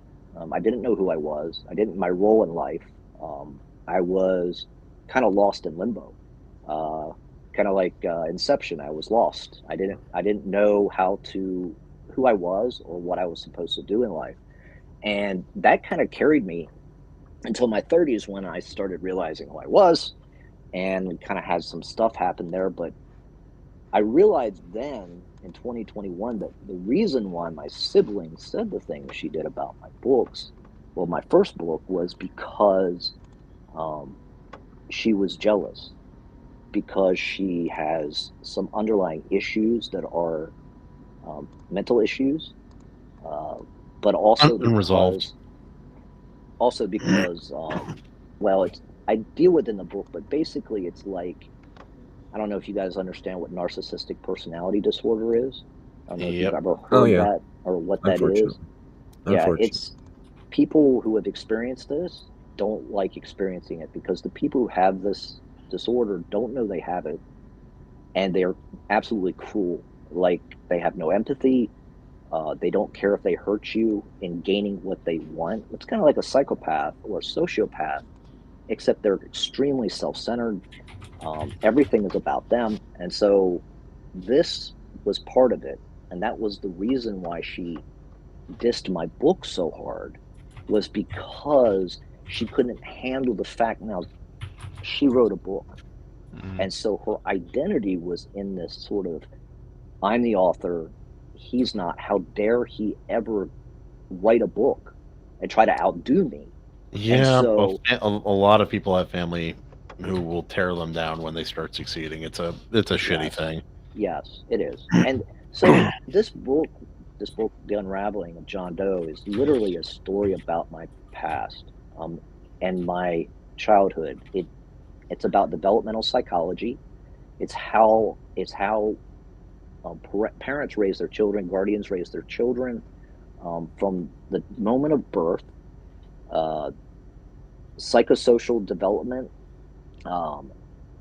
by a guy named Erik Erikson. He's a famed psychologist. He was under Sigmund Freud.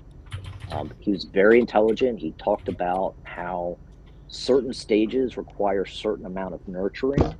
And if a child doesn't get that, then it can cause all kinds of catastrophic consequences. And so this is kind of my story. It's based on my life. It's based on the trauma I experienced. It wasn't just at home. It wasn't just with my mother and my sister and my grandmother, but it was also with bullies. I was tormented as a child. I was beaten and tortured, and at times it was terrifying. I don't know how I got through it. I tried to kill myself a couple times because of it. But this was just sort of a complex trauma on trauma on trauma. And so I'm basically bearing my soul, and I'm not doing this for attention. I'm not doing this to It just for came validation. out as part of the process. I'm sorry. It just came out as part of the process. Yes, I wanted to find solidarity with other people, and I wanted to show solidarity and say, look, my trauma is different from yours. Everyone's had some type of trauma. I mean, not everyone, but there's so many people that have trauma.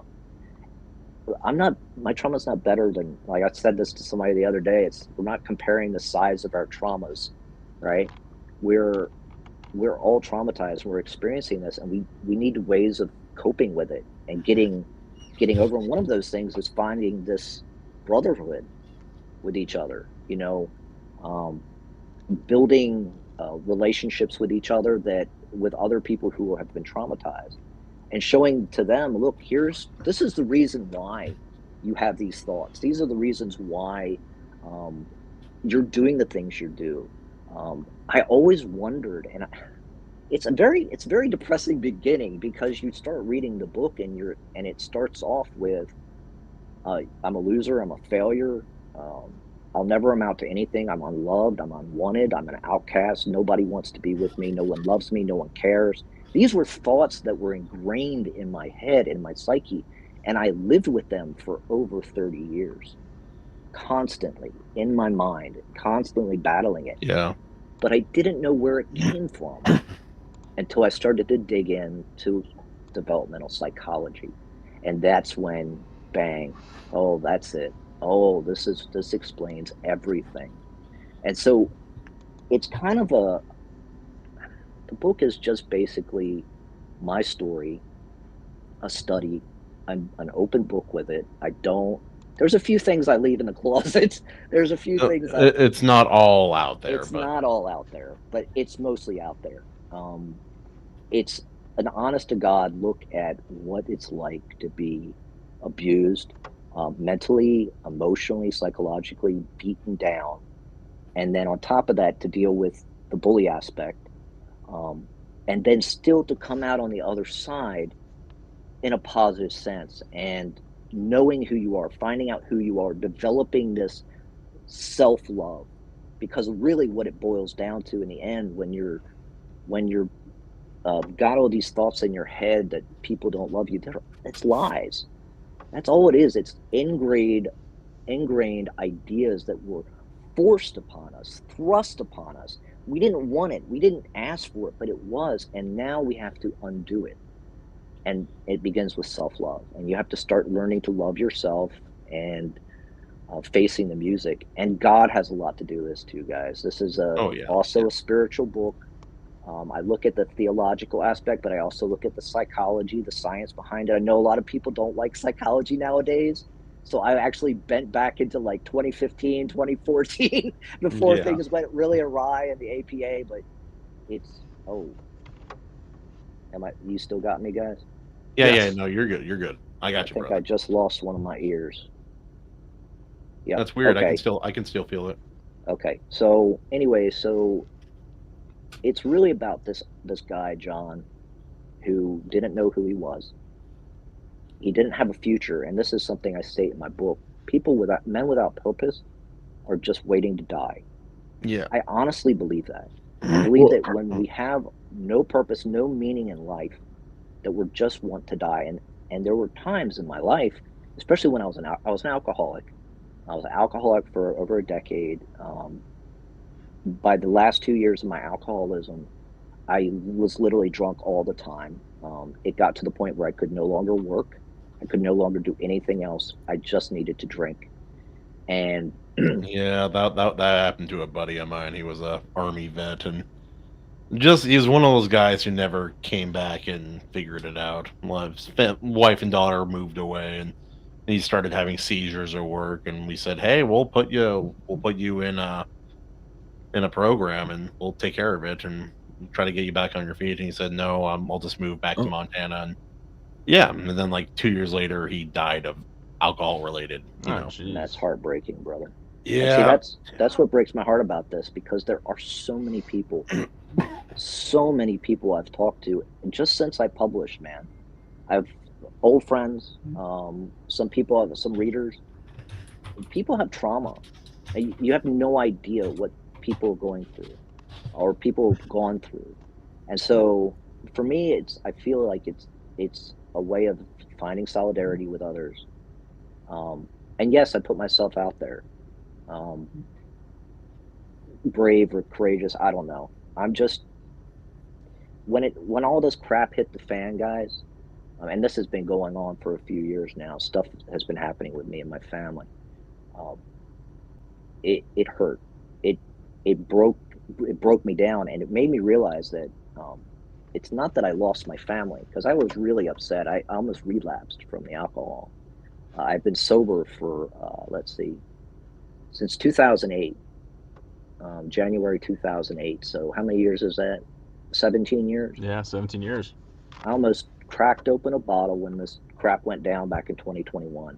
Yeah. And I almost started, drinking again, because it was so bad. It was like a tsunami of pain and memories. But here's the good thing that happened. After that, after I got over it, I didn't relapse. I really relied on God and my wife. Yeah. My wife kept me accountable. I didn't relapse. I published that book. That's the first thing I did. I was going through my computer and I went, you know what? I wrote a book. And this girl who has never supported me, she's never wanted me to be a better person in life. She's never loved me or cared about me, would say such horrible things for the wrong reasons. You know what? I'm going to publish this freaking book. And so I did. And then I published another one. And here's my third one. So it's kind of like, power of the people type thing. It's like I've overcome this. But, I also went back to school. And I had flunked out of schools. I'd flunked out of college after college after college. And I know a lot of people don't see college in a positive light. But for me, to go to bachelor's, get my bachelor's degree as straight A's, I was valedictorian. I spoke in my freaking graduation. And then to go to get my master's degree and still get a 3.7 for my master's at a big university, Liberty University. To do this stuff was monumental for me, because I was overcoming the lies of my past. You're not stupid. You're not a loser. You're not a failure. And these are truths, man. These are truths, hardcore truths. I am loved. I am cared about. And I have an identity. And so for me, it's been a long journey, but it's a journey I wanted to share with others, because I'm not the only person that's gone through crap. And there's other people that have gone through stuff like this. So I agree. And I mean, dude, that's a very touching story. I'm glad you're sharing it with us. Thank you. And I just wanted to really quick say, welcome Jared Chrisman to the show. Welcome, brother. Hope church was awesome, brother. And which police interrogation chamber are you in there? Yeah. The south one. Okay, good. South. And they know me here. Crimes. They know me here. They know me. It's the minor crimes wing. And Kahuna, I was gonna say, do you want to read his blurb in Kahuna fashion? Okay. Do you want? I can either read the back of your Requiem of Old Glory or the blurb here on the page in front of us. Unraveling of John Doe. Do the blurb. Serious face. I joke too often. Okay, let's see. In a raw and unflinching journey through a mind scarred by trauma, this book unveils one man's battle to reclaim his identity from the lies that bound him, promising an honest, unfiltered account of the author's struggles and triumphs while inviting readers to reflect on their own identities. The narrative combines raw vulnerability with a commitment to grounding observations in science and theology, acknowledging personal responsibility for latter choices while tracing their roots. Wake up, sleepers. Rattle your cages and break free. Rise from the dead to reclaim your lives. Rewrite your story in the unraveling of John Doe. Amazing. I like that. That's basically everything you said too. So there you go. Yes, sir. Yeah, I love that last line about like reclaiming your lives. That it kind of reminds me of some of my lyrics, dude. Like that's kind of like where I'm about it, man. I fully advocate that. So, And theology, rise from the dead. I don't see it. I don't see it. Yeah, maybe not. That's actually a line from a scripture, and I didn't even know I was quoting it when I was writing it. But yeah, it's actually scripture. So, well, you know, there was this one guy. Yeah. It's one guy's book. Long time ago. Yeah. Well, that's cool, man. I know one of the other themes that we could have gone with this week with you as a guest would have been zombies, right? Oh, and yes, absolutely. That's kind of one of my jams too. I like the psychological stuff, but if between the two, you're gonna find AC in the zombie corner over there. And that's a secret about his book. They don't tell you the zombies are just like modern day Americans. They're not different. It's just the just your average TikToker, you know? Just your average kid with their head in their phone. Yeah, oh, I've heard some crazy ideas come off from the zombies I use in my book. One guy said, some crazy militant who was like, "Oh yeah, it's a bunch of white people that are really angry with the world, and they're mobbing and attacking people." I'm like, "Oh my gosh, yeah, what? What? Why do we make it a race thing? Project much?" That's why I was like, "What?" Yeah, really? For real. As a non-white native Hawaiian person here, zombies is really a hard genre to break into because it's been so everything overdone. has been explored. Yeah. Seemingly. Shaun of the Dead did it best. Dude, this is one of the great debates, right? This is one of the great debates. You just say somebody just walks in, nerds everywhere. You just look around. You're just like zombies. Somebody's gonna be like, "Oh, Romero, Shaun of the Dead, 28 days later." You know what I mean? Honestly, like Zombieland, Zombieland is like that's my jam when it comes to zombies. I love Zombieland. That's a great film. It's funny. One of the pet peeves. I'm sorry. Go ahead. Like we watched Zombieland on tour. I saw it in Connecticut, and it's like we went to this like off time. There was the band and like 3 other people, and the 5 of us laughed like fools in that theater the whole time. Like we would have been funny movie. In a full theater. We'd probably been kicked out, but like. And the people in front of us, I don't think they thought the movie was as funny as we thought it was. But you guys laugh so much. But they were laughing at us, I think. Like I feel like they were laughing at us because, dude, I was rolling in that movie. Oh, it's a funny film. It's very funny. And watching a grown man in a cowboy hat kicking pastries because they're fucking snowballs, dude. And then it's the consistency. And then it makes you cry. Oh, it's he so reveals good. His backstory.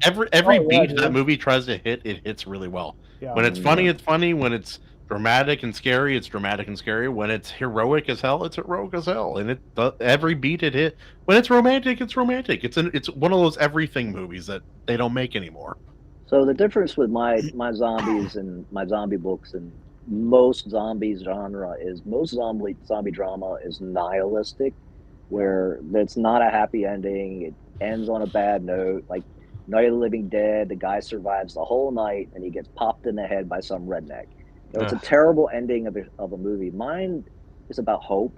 It's about rebuilding. It's about working together, cooperating as a group, knowing that your survival is going to require brotherhood, sisterhood, family. It's going to require knowledge of things that only other people are going to be able to lend to the situation. That's kind of the idea, because I got so sick of the nihilism. Oh, nihilism is a sickness in fiction. I hate it because it's it's all like it's kind of like AC and I talked about this with Animal Farm recently. It's like there's the people who know the truth and are like they're manipulating it to their own advantage, and there's people who know the truth and are like, Yeah, you guys don't really care anyway. I'm not. I know what's happening is wrong, but I'm not going to do anything about it. That's what nihilism is. Yeah. There's pessimism and nihilism. And there's like a few different shades of it, but like it's crazy how like I think noir was when we were talking about that, right? Because noir is kind of fatalistic. Like it has like serious tones and stuff, but it's not quite fatalistic. But it doesn't. Yeah, but it doesn't. Right. It's like the world, like nihilism implies there is no meaning, or purpose, or point to anything. Right. You can have a dark ending or a bad ending, Justin's favorite, in a film without it being nihilistic. Right. The only time I think it is, well, I guess I shouldn't say the only, because writing is a lot like cooking. As if it tastes good, like it tastes good, right? But I would say one of the most accepted times for full-blown nihilism is probably just in the genre of grimdark.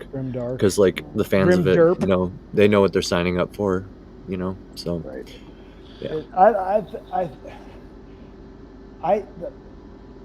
nihilists are like, they're just, I can't take them seriously. Yes. Like it's just ridiculous. It is a cop-out position to hold. It's a cop-out philosophy. It's the dad in an 80s movie who's saying, "Oh, I couldn't make it as a professional soccer player, so how dare you even try?" Kind of. It's like that's what that is. Okay. And I just like I go back to like the nihilists in The Big Lebowski. It's like when they walk out of the bowling alley, are they going to hurt us, dude? It's like, no, Donnie, these people are nihilists. We're in no danger. They're losers. Yeah, but we believe in nothing. You believe in nothing and you will be happy. Eat the bugs. All right, Arnold. Why is Arnold? That was Klaus Schwab, bro. Come on. Don't be racist. That sounded like Arnold to me. They're both the same. Eat bugs and you will be happy. I know. Nothing. The bugs in the chopper. No. Because the nihilists in Lebowski and The Big Lebowski were German. Yeah, that's right. Yeah. No, it was a terrible Klaus Schwab. It was about. I'm sorry. Go ahead, man. I'm like talking over people. No, it's fine. Go ahead. That's how. When you have 5 people, it's bound to happen. That's how you do it. Yeah. My pet peeve is like zombie movies or zombie shows where people are so stupid they don't know what the heck a zombie is. I mean, we grew up on Romero. We know horror, and so that's like one of the first lines in my book. My first book is the cop's like, he sees him bite into this girl, and he goes, "Man, this is like Romero. This is like out of a Romero film." Because I want people to recognize that these people aren't stupid. They're not some mind-dead generation. And this is in America. It's American parallel universe of 2015. In modern day America, they'd be they would be, picketing for zombies' rights. Yes, no, that's 2025. Zombies have lives. Actually, technically, no, but. But these aren't even zombies. It's an infection. It's a virus. As the story progresses, the virus mutates the carriers. Carriers. I thought you said terriers. Sorry. Not terriers. They all turn into little dogs. Just savage little fox transforming into things and mutating into these monsters, and some of the monsters have intelligence. And the people in the beginning of the first book, you're going, these are mindless creatures. No, they're not. And they start to learn these things, and it's going to kind of go more into the science behind it in the next book, the 3rd edition. I think I just lost you. Yeah, no. You cut out for a second there. No, we're tracking. Yeah, 3rd book's going to go into kind of the science, man. The science, man. The science of everything that's going on with this is going to be. They're going to be looking for a vaccine or a cure. There's going to be a new study about it. There's a guy that's going to be studying a virologist that's studying it. But there's more to the mutation than people think, and there's also the shadow group. we talked a little bit about this before AC and I did the first interview on Pritchard's Pub. We were talking about you. Uh-oh, did we lose it? Yeah, we lost you there. Lost you there. Talking JS, about. blink I'm on the edge of twice. my seat. Oh. Turn me. Oh, there you are. You're back. You're back. Yep. Sorry about that, guys. So okay, yeah. we were Technical talking about. difficulties. We were talking about what on Pritchard Pub? Interviews or. We were talking about. Oh crap! I just lost that train of thought, man. That's all right. What is the best, without spoilers, what is the best zombie kill in your first book? Yeah. Oh, good gosh. How dare And you then- make me choose? And then a follow-up question: the best improvised weapon. There's a scene on the top of the roof when they're escaping from San Diego. They're rappelling off the side of the roof, and Oh, there are gross. Imagine- teenagers. There are teenagers fighting the tainted, and they're using just improvised clubs with like nails in them, and garbage pail for a shield. For shields. Yeah, they're willing to do whatever they can to save their friends from dying. And I guess I don't think there's a really great zombie kill, because they're not zombies, they're tainted, but the chlorine death is the best. They realize that chlorine gas kills these things very quickly, and they kind of like melts their skin. And they're seething and they're screaming, and they die pretty quickly with the chlorine gas. So I'd say that would be the best kill. And they don't discover that until the second story, the Vegas story. So yeah. But that's probably the best kill, I think, in the books. They Because killed him. They killed him with science. Yes.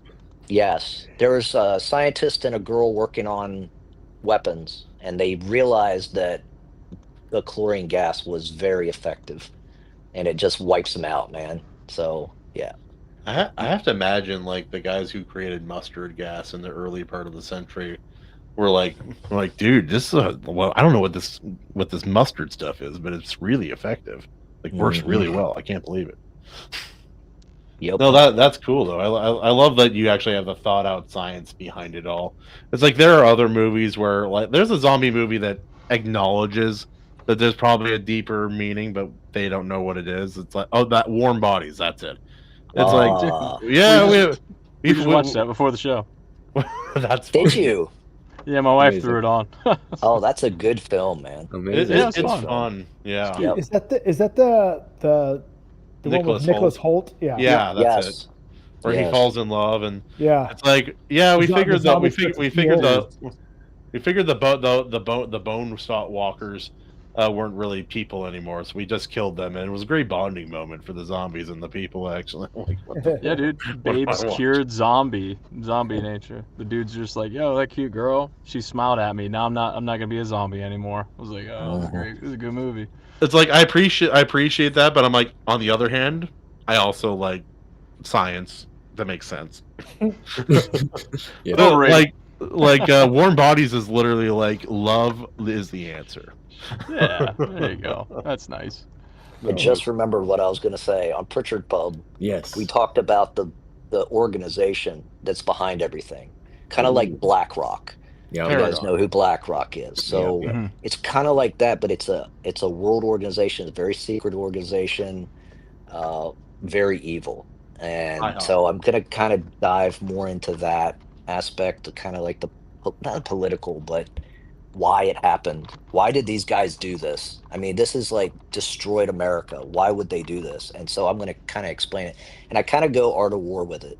I really love the Art of War. So there's some Art of War stuff in there. So if you're familiar with the book, then you'll catch some of the stuff in there. So anyways, yeah. You like part of what I like about some zombie stories is the exploration of what life looks like after the world essentially ends and has to be remade. Yes. And Yeah, like a lot of them don't really do it for me. It doesn't even always have to be zombies for those kind of stories. That's just post-apocalypse in general. Yeah. But zombies is a great way to explore that. I think The Last of Us, like the first game and the first season of the show, explores that fairly well. Not getting into number 2 for either. Yeah. But yeah, But it's always I like. think- Yeah, go ahead. Or don't. Hey, I think AC. Oh, he's gone. Can you hear me? I think. Back? Yeah. Oh, there you go. I think, Okay. therefore I am. You said BlackRock. Okay, so Yes, sir.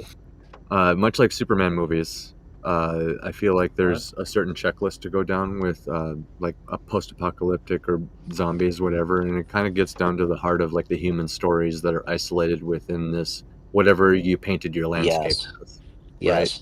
Everybody has their own apocalyptic landscape, how the world looks. Like, think about Mad Max, think about Planet of the Apes, think about The Walking Dead, and even The Last of Us, right? The newer Planet of the Apes actually did a very good job exploring that. I adore those films, as I've discussed very thoroughly on this channel. But yeah, I did too.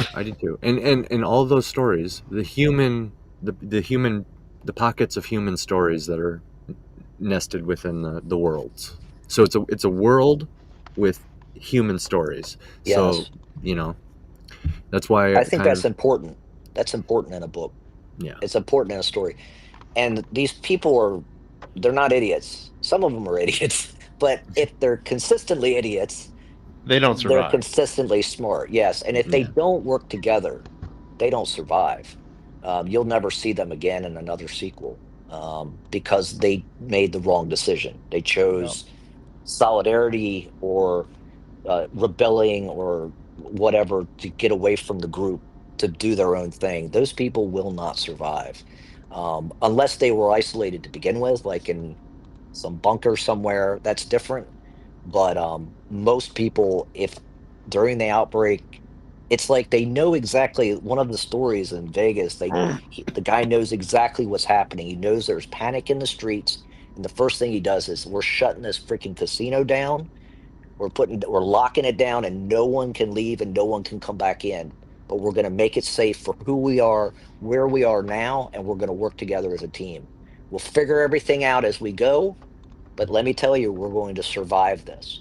And that place becomes a beacon of hope. I appreciate the casino. I appreciate the casino. I had a casino in my town during the whole, because there was a zombie craze just before Walking Dead even. I think Dawn of the Dead probably kicked it off. It's been this slow build up to The Walking Dead, and then The Walking Dead kind of sealed the deal kind of thing. But anyway, I digress. Around the zombie craze, I have a casino in my hometown, and when you're like a young kid, you start like daydreaming, what if zombie apocalypse, right? And there's like you look at certain buildings differently. Like suddenly you notice that the VFW is built on a hill, and there happens to be a river right there, and you would technically have control over the bridge because the bridge is right there too. Oh, and there's a dam right down there. You start noting all these things, which seemed really stupid and pointless at the time. Not so pointless for a kid though, but like in hindsight, is it really that pointless to start identifying kind of these things just in case? Like, what happens when all the water goes down? Like, I know I don't necessarily need that slope on the side of the VFW because it's important for zombies, right? Everybody knows you got a gentle slope that does a lot of heavy lifting for you as far as like zombies go, because they gotta strain themselves as they it's useless, zombie Anakin. I have the high ground. Yeah, exactly. Natural stuff. But yeah, like it's kind of interesting how in hindsight it's like, well, like, yeah, what if a solar flare hits or something like that? It actually is kind of useful to learn some of this quote unquote useless zombie stuff, because as it turns out, post-apocalypse is post-apocalypse any way you slice it. Think about a casino though. We're talking like a bank. They're essentially banks, so they're very secure. I kind of course fictionally amped it up, and the place I used, the Plaza Hotel in Vegas, is a rundown hotel, but the place I used, he had rebuilt it. There was a new management. all this new stuff happened, and they had all this new security. And so the guy running the show was smart. He knew what was going on, but he also had the people. He had the manpower to take care of what needed to be taken care of. And honestly, guys, I'm hopeful about something. If something pops off, I'm more hopeful about humanity than most people who write stories. Something's popping off. Something Yeah, is popping it's out. me. Give me. Yeah. Actually, on that note, I'm gonna slip out because it's. You shut your mouth, Justin. I don't know if it's midnight in Montgomery, but it's almost midnight here, so I need to. Yeah, it's almost midnight. Damn, that catch was a some good shut comeback. eye. Damn So it, it was man. good talking with you, JS. Appreciate it, man. The book looks good. Hopefully some Thanks, people bro. pick it up and all that good stuff. So, all right, fellas, carry on. Enjoy. We'll catch you next time. Yes, sir. Wait, you Peace said out. you'd get shirtless. You said you'd get shirtless with me. What? What? Cheers, Ed. That's perfect. That's perfect. That's You know, perfect. one thing that I find one thing that I find annoying about the proclivity to only explore human darkness Yes. in post-apocalyptic is because Yep. it ignores the weight and like it ignores the human history. Yes. Like if that was all there was to humanity, we would not have survived this long. Right. If society collapses, like we have within us, It's almost like society has Yeah. collapsed before. Many times. Yes. Yeah. Oh, boys. Yes. Just Yes. like it just drives me nuts. Yeah. I love AC's excited gay like hairdresser moment. Oh. Oh yes, Dude. got boys. Yes. I'm super gay for history, man. But you know what? I heard this. I don't know if this is true, so don't quote me on it. But I heard that one thing that most people who survive a plane crash have in common is that they were the ones who actively thought they might be in a plane crash and thought about what they would do if they were. So what you guys are talking about is like being observant of your surroundings and your environment, knowing what is a strategic advantage, what is a tactical advantage. Yes. And like being able to identify that stuff in a time when you don't need it can save your ass when you do. Yes, absolutely. Yep. Which is also part of the reason why, like I said last week, like there is a disproportionate amount of retired special operators that live up here. Sorry, I quoted you. Anyway. Yes. No, that's a good quote. Jared, you missed us talking earlier about we had some good conversation. One of the It things sounded great when I was coming in. I was like, oh, I missed the meat. It came in heavy. It was heavy when you came in. It was good. Yeah, you missed Grok's short story about Justin resisting the seduction of women at a club because he loves his wife. Is great. It was great. It was a great story. I enjoyed the story. We also mentioned the telepathy tapes. I don't know if you're familiar with those. He likes telepathy. He's really excited about the telepathy tapes. Just that. It's interesting. Me and my wife, we've been watching it. So they've been doing research, and apparently evidence points to 100% of a certain level of severity of nonverbal autistic Oh no. kids, basically have telepathy. Just to like rip the bandit off, they're telepathic, bro. And they got it within 95% accuracy. You cut out. Did you say nonverbal autistic? Yeah. Yes. Yeah. Like That is- severe, like they have no control over their body. Yeah. You know, they think that basically me. They think that they're a vegetable.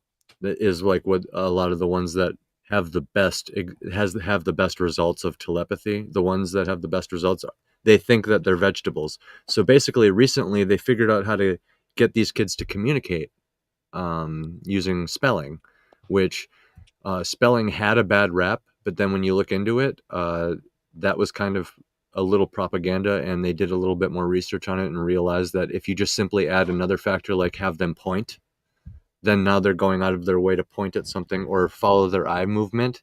Their eyes look at the letter first and then their hand follows. So it's like more conclusive. basically breakthroughs through that. They reapproach these kids with that in mind, and they've been able to communicate with them. And it turns out there's full-blown humans inside of there that are like really smart, and they seem to talk to God. They literally speak with past people who've passed on. They meet together in like literally another dimension. They call it the Hill. They all call it this. Oh no, the government without shutting talking them to down. each other. The government shut them down. Shut them down! Whoa. Am I here? Am I back? No. There you are. AC, no. That's wild, dude. No. Yeah, dude. But so yeah, it's like a 12-part podcast on YouTube for free. Go check it out, man. I'm telling everybody about it because literally they start off like, oh yeah, this is crazy. This might be a thing. We looked into this. And then by like episode 9, it's like, so yeah, he was telling me how he was talking to God, and like then he read my mind and like knew this, that, and the other thing. So then you know what I mean? And they're just so like matter of fact about it, like, and it's because they've proven it, and it's crazy. Like there's that kid who was in a coma too. He was in a type of coma where he's aware he just can't do anything. Yeah. And he was in it like from age like very young to like age 21 or 22. Yeah. And when he finally came to, he's like, yeah, hey mom, remember that time you were sitting at my bed and you said you wish that I wasn't here anymore? It's like, and also all those nurses, remember all those things you did to me when I was passed out? Yeah. No, he had some wild, terrible like, things to talk about. But yep. Okay. So people in a coma, just like that, those people factor in. There's a little bit of like poke stuff. Like you get the poke thing that you get, and that some people give their babies to. Oh yeah. They're shutting keep you down. safe. You know what I'm talking about? Yep. We got it. Yeah. Okay. You know the poke thing. Jabs. The safety poke. Jabs. The safety poke. Jabs.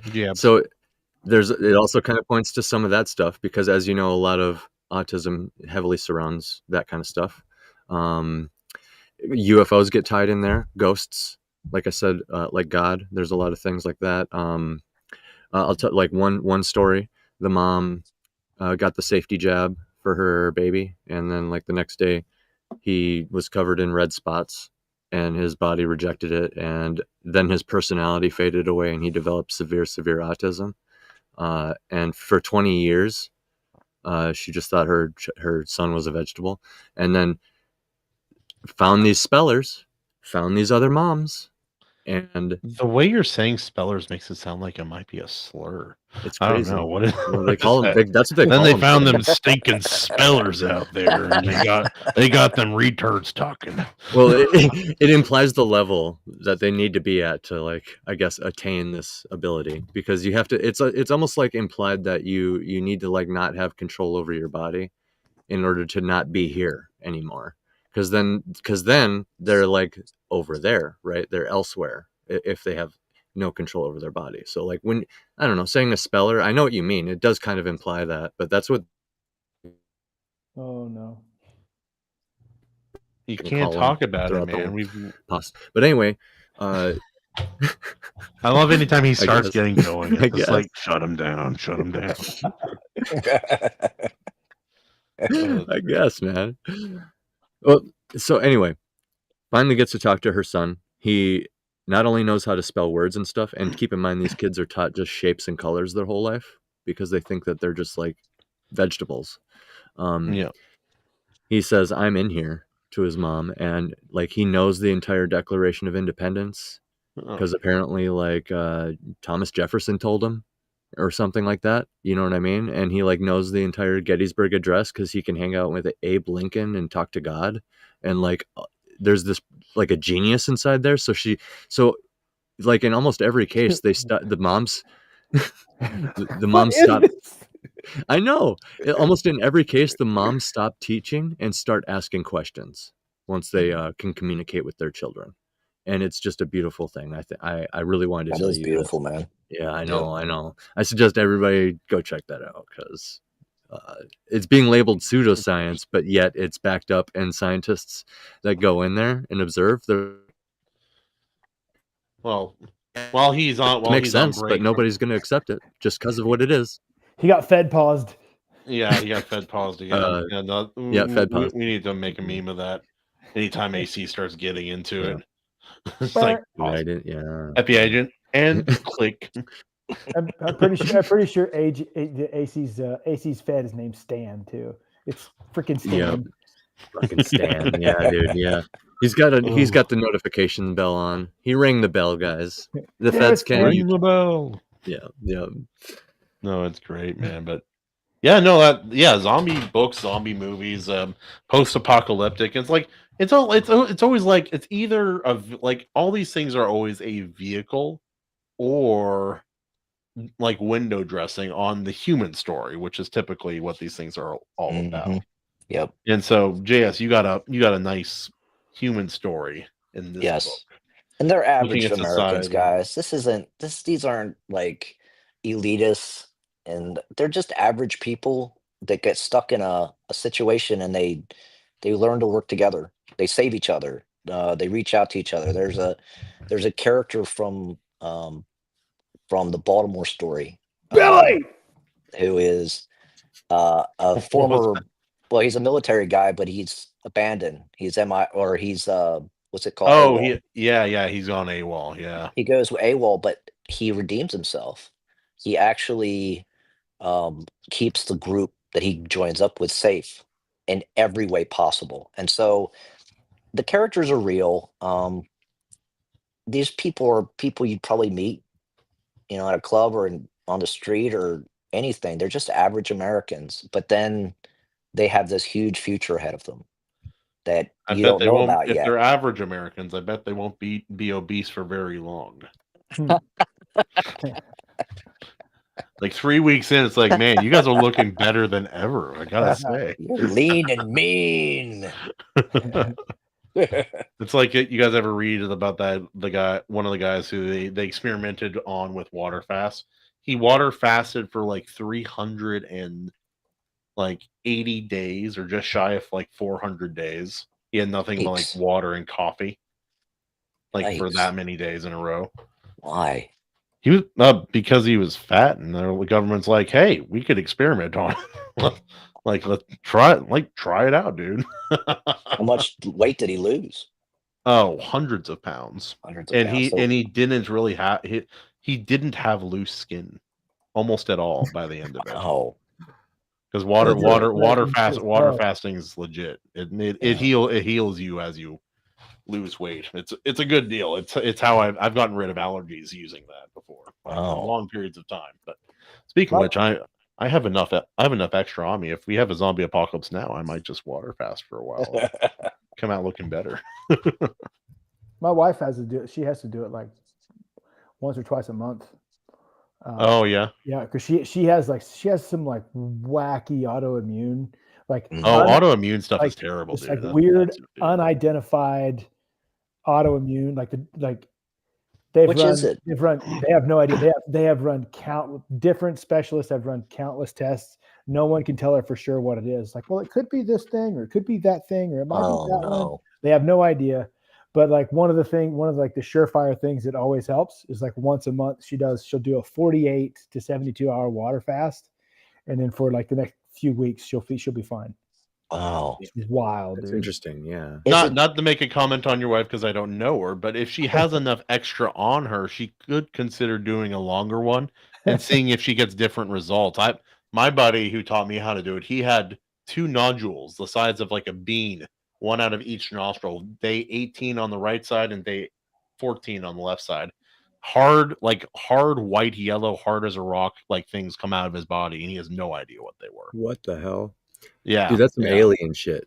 That's some alien shit. I went for about almost just shy of 7 days, and it ate up some of the scar tissue on my arm. For real? Oh yeah, dude. Yeah, no, it diminished greatly. It's great. Ate nothing but raw steak and drank water for a month straight. What is it? What is it that it clears? It's like cured my cancer right up. Is it a cytophage? There are specific bodies that remain within the cell wall. Yeah. Fasting purges. Fasting does. Yeah, I don't remember what it's called. The guy who taught me how to do it, he cured his cancer by water fasting. He did. Yeah, I've actually heard of that. So I've heard many of those cases. Yeah. He did a 40-day fast and then a 60-day fast, which is pretty hardcore. That is hardcore. Yeah, after the 40-day fast, his very aggressive like stage 3 cancer had stopped growing, and then after the 60-day fast, it was basically gone. Well, because if my calculations are correct, in my mind's eye here, I'm kind of imagining that I don't know much about it, but I'm imagining that you're kind of forcing your body to take control. You're like fasting. So like I don't know, like a caterpillar and butterfly to situation. Fight the infections. Yeah, well, it's a couple things too. It's like you like even a like a very think of a machine, a very well run machine. Every now and again, you got to shut things down and clean out things, and you can't do that when all its normal processes are running. The big one is the digestive system. After 3 days, your digestive system shuts down. So for my fat ass, day 1 and day 2 are suffering. Day 3 is for some reason not as bad. Day 4, you feel incredible because all that energy that normally is being used to process food is now available to your body, available to you, and it's not being used for that anymore. And so, what if you have like hypoglycemia, or diabetes? Wouldn't that be bad for you? I haven't looked into that. It's not. I don't recommend it to everyone. It's something you gotta be aware of yourself. Like when I did it for just shy of 7 days, my vision would go blurry, and then it would become really, really clear and crystal clear. I would get random small time headaches that would go away, and then I'd feel great. It was your body's like figuring things out. But essentially what me and the guy who taught me how to do it figured out is that it puts your body into like its healing increases. Yeah. And it also is getting rid of things that it normally can't get rid of. And which includes scar tissue, because if you're like they say if you water fast, it'll eat your muscle. That's not true. If you use your muscles, it signals to your body that you need it and it won't use it. But it will eat anything that you have that is available to it, including scar tissue. So yeah, interesting. At least to an extent. I think it also depends on the amount of like spare calories you have on hand. If you're on the skinny side already, you shouldn't do it for a very long period of time. No, because your body just doesn't have the resources to sustain it healthily. I think on average, an average American carries an extra 10 to 20,000 calories. Oh, on them, yeah, for sure. Stored in body fat. Yeah. It kind of reminds me, dude. That's a lot. That's a lot. Yeah. It's like a really big dinner. Yeah. Well, your brain consumes 1,000 a day, right? Just naturally, it's like mine only consume my brain's very efficient. It only consumes maybe 30 calories a day. Yeah. Actually, that's not actually true. The brain as an organ doesn't consume any more calories than the rest of the body. Or it doesn't consume a disproportionate amount of calories to the rest of the body. Okay, that's interesting. Yeah. Okay, yeah, and when you think about the brain, it's kind of just catching and releasing signals. Yeah. When you really think about it, so yeah, that kind of makes sense. It's not like it's firing up signals. I mean, even though signals are firing, but you see what I'm saying? Like, yeah. I don't know. Consciousness is weird. I think people just kind of came up with that number, but yeah. Well, yeah, they also say we don't use 100% of our brains, which is kind of true, but also kind of like there's kind of like you don't use 100% of your muscles' ability, because if your muscle used 100%, it would rip out of your bones and out of all your ligaments and everything would rip. It's like there's a reason you can't use everything. Yeah, they're little.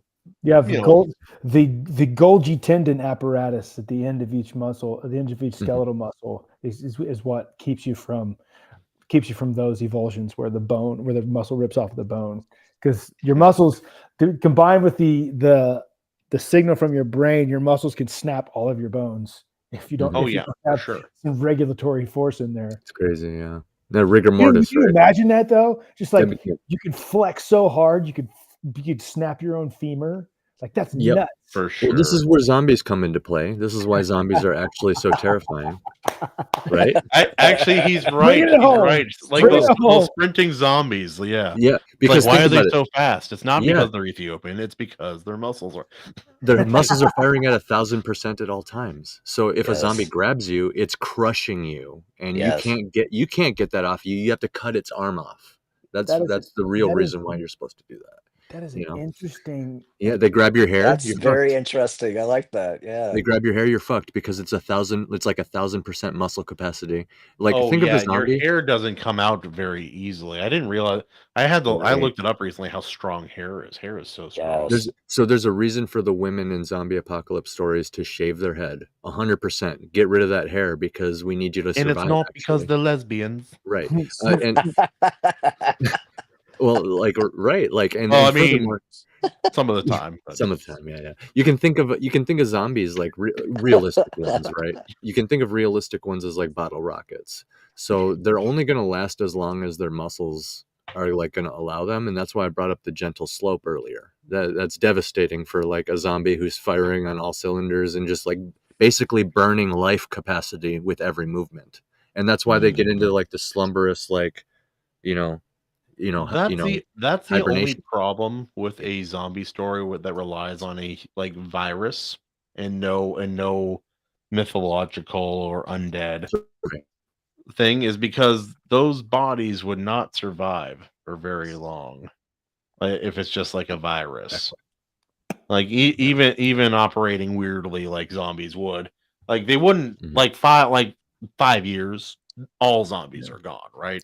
Yep. Like if it's just a virus. That's why magical zombies work the best, and even those are probably, you can rationalize it with like a preservation enchantment on them, but like they would probably still decay into just skeletons, and that's where the skeletons come from. They were probably zombies at one point. Oh, there was a book this guy wrote, I'm trying to remember who it was. He wrote a book basically about the undead Draugr who, like, you know how in fantasy games like thinking Skyrim, like you break into the barrow or you break into the dungeon and you're going through and they all get up. It's like, you notice all those candles are lit and like the traps are set and things are prepared. The way is somewhat prepared. The oil is above the oil is right next to the torch for some reason. This candle's been burning this whole time. And like this guy wrote a book about like the undead Draugr who like he's not a warrior. He's just like, I'm just here to like prepare the dungeon. And like these adventurers made it like a 30% through. Have to reset everything. It's just like, I wish I remembered that damn name. It's a really funny book actually, but D&D. No, that was a good time, man. No, and like that's a fun thing too. It's like zombie movies don't have to be nihilistic. If you want a nihilistic post-apocalyptic movie, read The Road and then just like, yikes, commit suicide. Commit sewer slide. Yeah, sewer slide. Sewers. Yeah. Sliding in sewers. That's what we do. Yeah. But I think like the living zombies that have like the rage virus are the most dangerous up front because they're at 1,000% capacity, just like any other zombie, except they can run and stuff like that. They're still contagious, all that, but they starve to death. Yes. The dead ones, they're going to decay eventually.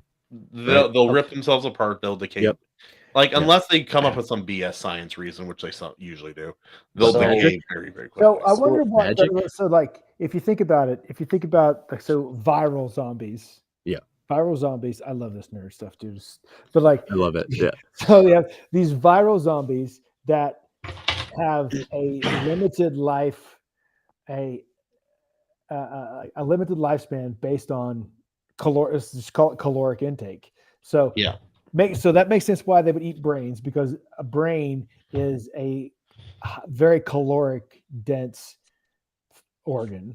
Like that's why people have eaten brains all throughout history. But what is to keep what like even though it's like dead and doesn't work, what's to keep zombies from eating the brains of other zombies? Exactly. Right. That's a conundrum that's always like what Also, why gets don't me zombies eat each other too? It's always yes, that too. The dead flesh. But If they say it, now, like if it's warm viral, flesh, right? that could be explained. There's a lot of ways you could Right. explain that. Yeah. What I don't get is you're decaying. You're a freaking zombie. You're gonna be nothing. After a certain amount of time, you're gonna be dust. It's gonna be dust. So, like you said, that certain amount of time, and all the zombies are gonna be gone, right? 5 years, like they've got to be gone, dude. 5 years, no shot. You But almost like, hit a- just think of a normal dude 5 years without a shower. Yeah, that's not a person anymore. Is You he almost even need- alive anymore? You need like a steady supply of humans to keep the zombie population going to sustain an apocalypse like that, which is why The Walking Dead kind of got it right with having just everybody's born infected. It's a part of the human life cycle now. I got it. Genius. Sorry, I've avoided Genius. talking about it, but The Walking Dead. It's part of the life cycle. That's crazy. That's a crazy aspect. Like, You know how many hours of footage of them walking with no soundtrack and no dialogue exist on that show? yeah, dude. Too much. I know what you're I'm gonna- saying. yeah, I'll look it up. You guys talk about why. Okay, Walking yeah. Dead isn't Well, terrible. it is The Walking Dead. It is The Walking. Yeah. Yeah. It's not the walking, It's in the watching, title. compelling narrative. So another thing. So if just to imagine this, so a zombie, the zombies are always trying to eat somebody. Okay, which means there has to be some primitive form of digestion. Yes. Which means they're going to shit themselves at some point. Can you imagine the stench? Smell. Yes. Good Lord, that would be. Yes. Oh. Yes, I've always considered that the smell because I have a very sensitive nose, so it's like, ew. Yeah. So this is where Max Brooks. This is how Max Brooks explains that away in his zombie survival guide.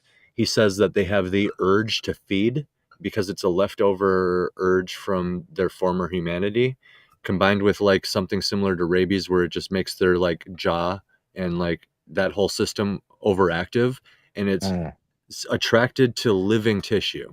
So they would eat a dog, and like they would just eat anything until their stomachs literally burst. Okay. And then they keep eating because it's just an endless urge. Right. So like all of them would probably have like chunks missing from where previous ones ate them until until they got signaled that, hey, it's too infected now, stop eating. Right. Because there's some sort of probably natural life cycle like that. But the idea is that they're eating, yes, but it's not actually being digested. It just like explodes in their stomach and makes a mess because they're a zombie, and it doesn't matter. How do you explain caloric absorption then? If there's no gut to absorb, right? They just slowly rot. I don't know. Yeah, that's the idea. They're eventually all gone. So like, if you want to like have them sustain with eating like that, you almost need to come up with a unique zombie kind of a la Last of Us, right? Where maybe their mandible structure changes completely, and it creates their own digestive system nested inside the human body or something like that. I did that with the Totem. Also, Grok doesn't know for certain, but Grok estimates that in 177 episodes, it's between 6 and 9 hours of walking with no dialogue or action happening. Magic! Also, Maji, what do you expect every time? The people want shirtless Kahuna. What can I say?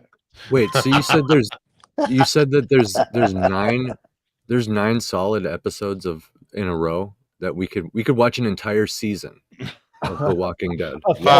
Between like Walking, no dialogue. 5.9 and 9 something points hours. That's an horrible, approximation. Grok broke down why it is saying this. It's estimating 1 to 3 minutes of walking with no dialogue per episode, which builds up over time. So it's literally hours of walking. It's not Lord of the Rings walking. It's boring walking. Yes. It's trudging. It's trudging with depression and zombies and Rick yelling, like quoting the what was it? Llamas with hats. Carl that kills people. Carl.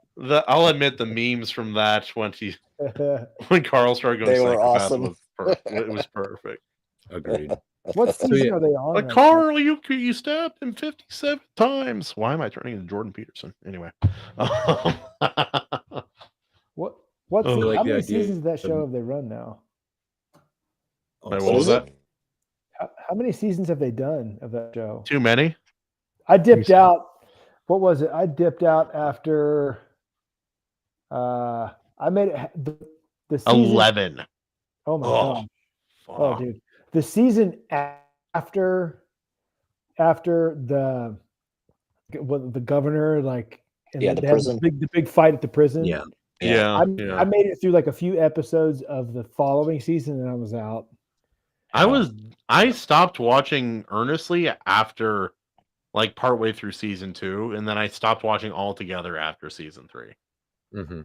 I watched up really to. I think I lost got me. up to the part where they met Negan and Negan like brained everybody, and then the next season sucked so bad I just stopped watching it.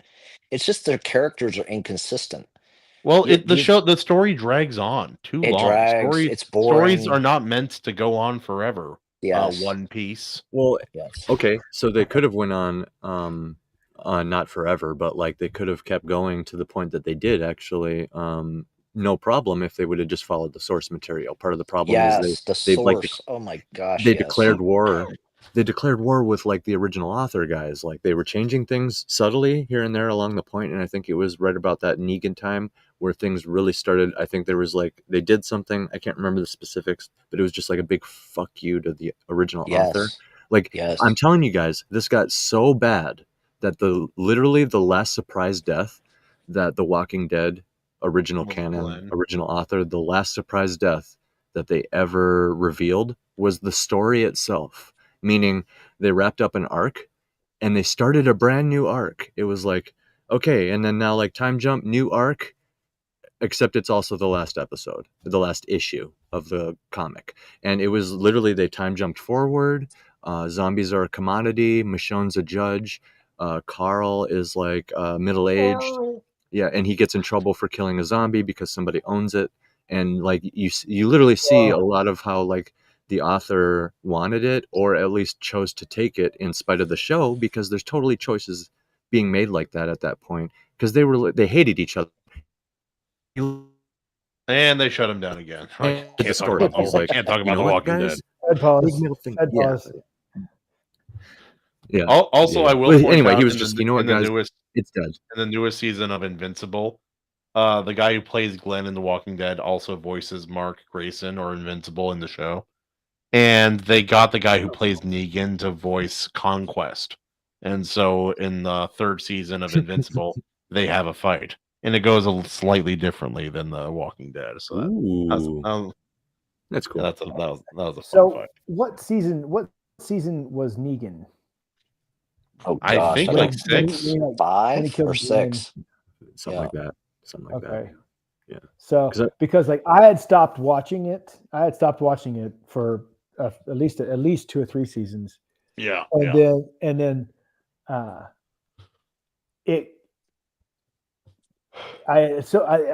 had heard about that season, or like that when he killed Glenn.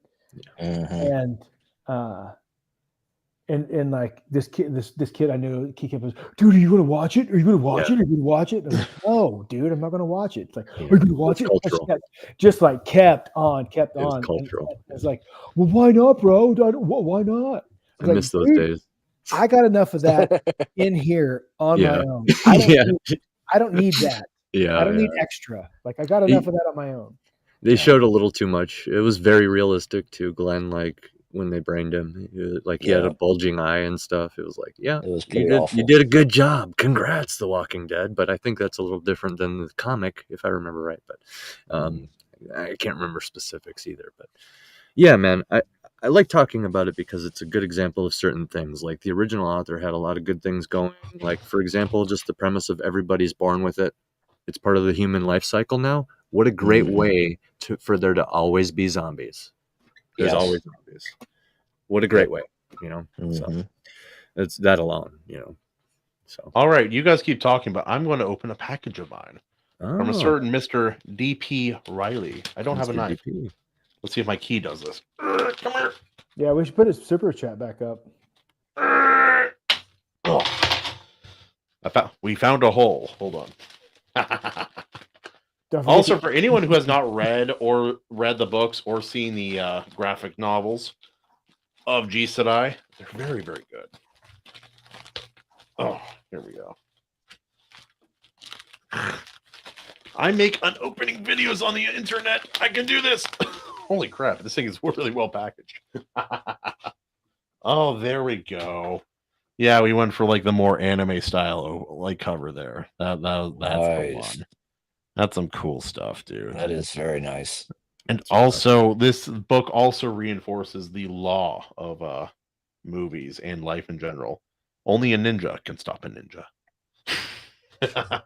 Yeah. But yeah, no, this is Gisedai number 3, which is covering the story in the first to Gisedai, by the way. And so yeah, he's kept those coming out, and they're coming out just fine. They're getting better. I like the art. It's great. As do I. All right. So what do you guys say we wrap it? We're going on almost 3 hours, so it's been a good show. That's hard. AC, you know I have kids. I never wrap anything. True. We can. This pull-out game is weak. Yeah. Doesn't exist, son. Never did. All right. Give our last little shills here, and then all that. The internet altogether knows much more about me than I know about it. So it's fine. I got kids too. Only 2 that I know of, so we're good. Thank you guys for having me on. Really, absolutely, really man. It's been a blast. I always see you like liking my stuff on Twitter. I'm like, JS is a cool guy. He's a nice guy. Cool cat. Well, plus your book looks really good on a shelf, dude. It's on fire, but it's American flag still. I like it. Put the sucker right up here. Yes.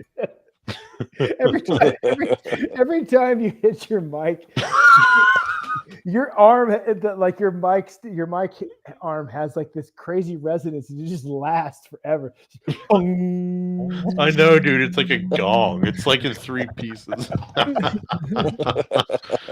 Oh man, that's a blast. Like, who hit the tuning fork? It's like, ready? Dun. All right. JS, any parting plugs, words of wisdom, or want to make fun of anyone on the show? This is your opportunity. Oh no, man! Buy my books, guys. Unraveling a John Doe, Study on Identity. Check it out. It's really good. You'll enjoy it. We have books for crying and books for enjoying. You pick. Yes, sir.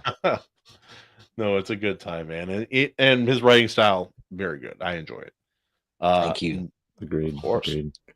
I just tossed now, Captain Gerard, Christman. I have nothing new going on this Okay, week. so anyway, moving on from he said nothing new going on, guys. Yeah. Just hanging out with the shirtless wonder. Yeah.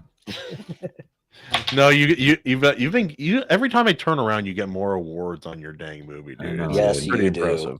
do. Much deserved. Much deserved. Thanks, man. Yeah, we have one more film festival that we applied or we submitted to. That we'll know in August whether we were selected or anything about that. So that's the last one. But now I'm just trying to catch back up with everything I'm doing, and trying to figure out the specific scenes that I'm passing off to Daniel to write, and going from there. Yeah, man, your book is gonna be a tome, but it's gonna be very good, dude. Yeah, very exciting. A real authentic map.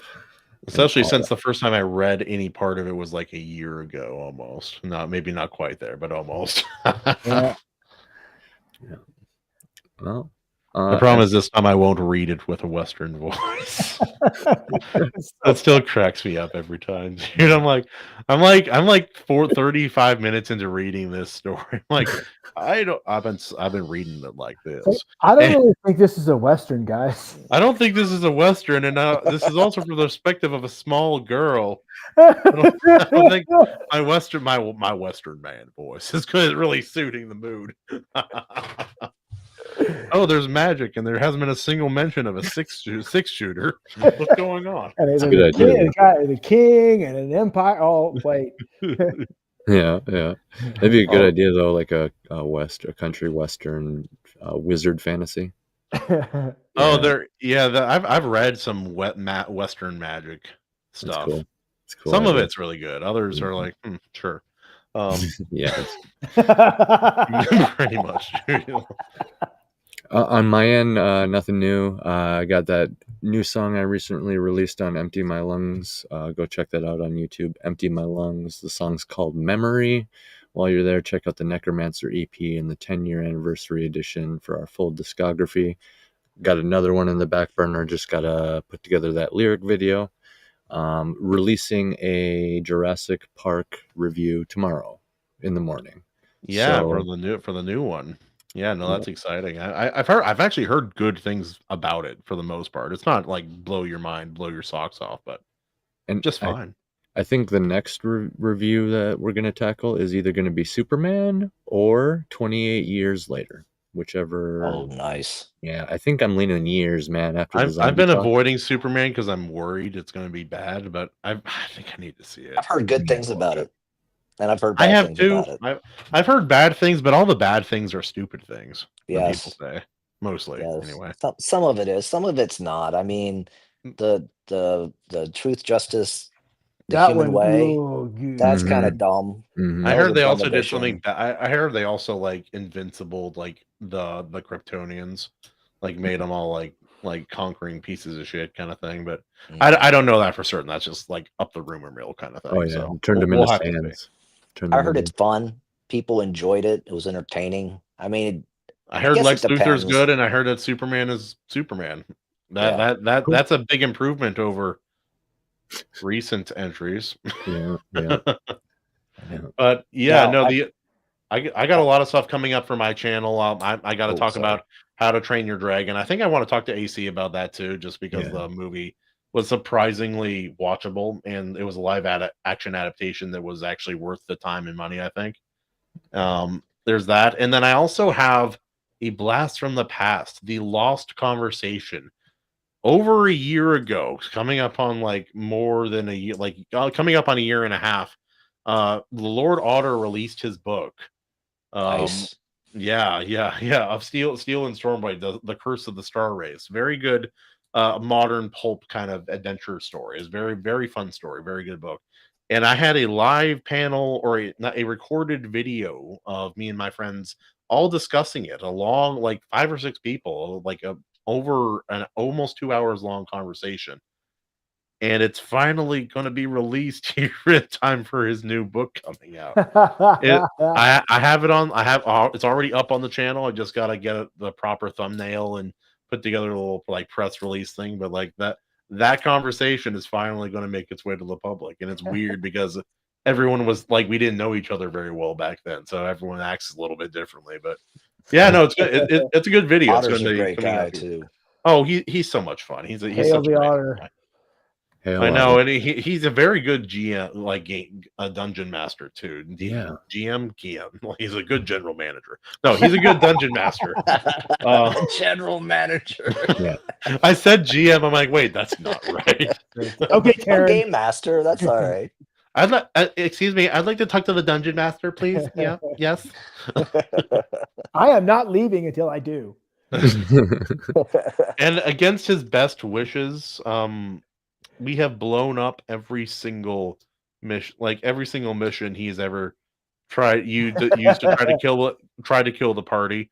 In sci-fi, it's been nuked or buildings blown up. In fantasy, we've also found ways to blow things up. So yeah, every single time that's been the solution. Just more firepower. But alas, that is it. Thank you for joining us here on Tuesday, 6:30 PST, the Lord's time. See you next week. This has been The Iron Seas with guest J.S. Webster and his 3 different novels. I will only read one of them because it's right in front of me. Requiem of Old Glory. This is the ultimate kahuna. Thank you for being here. Woo!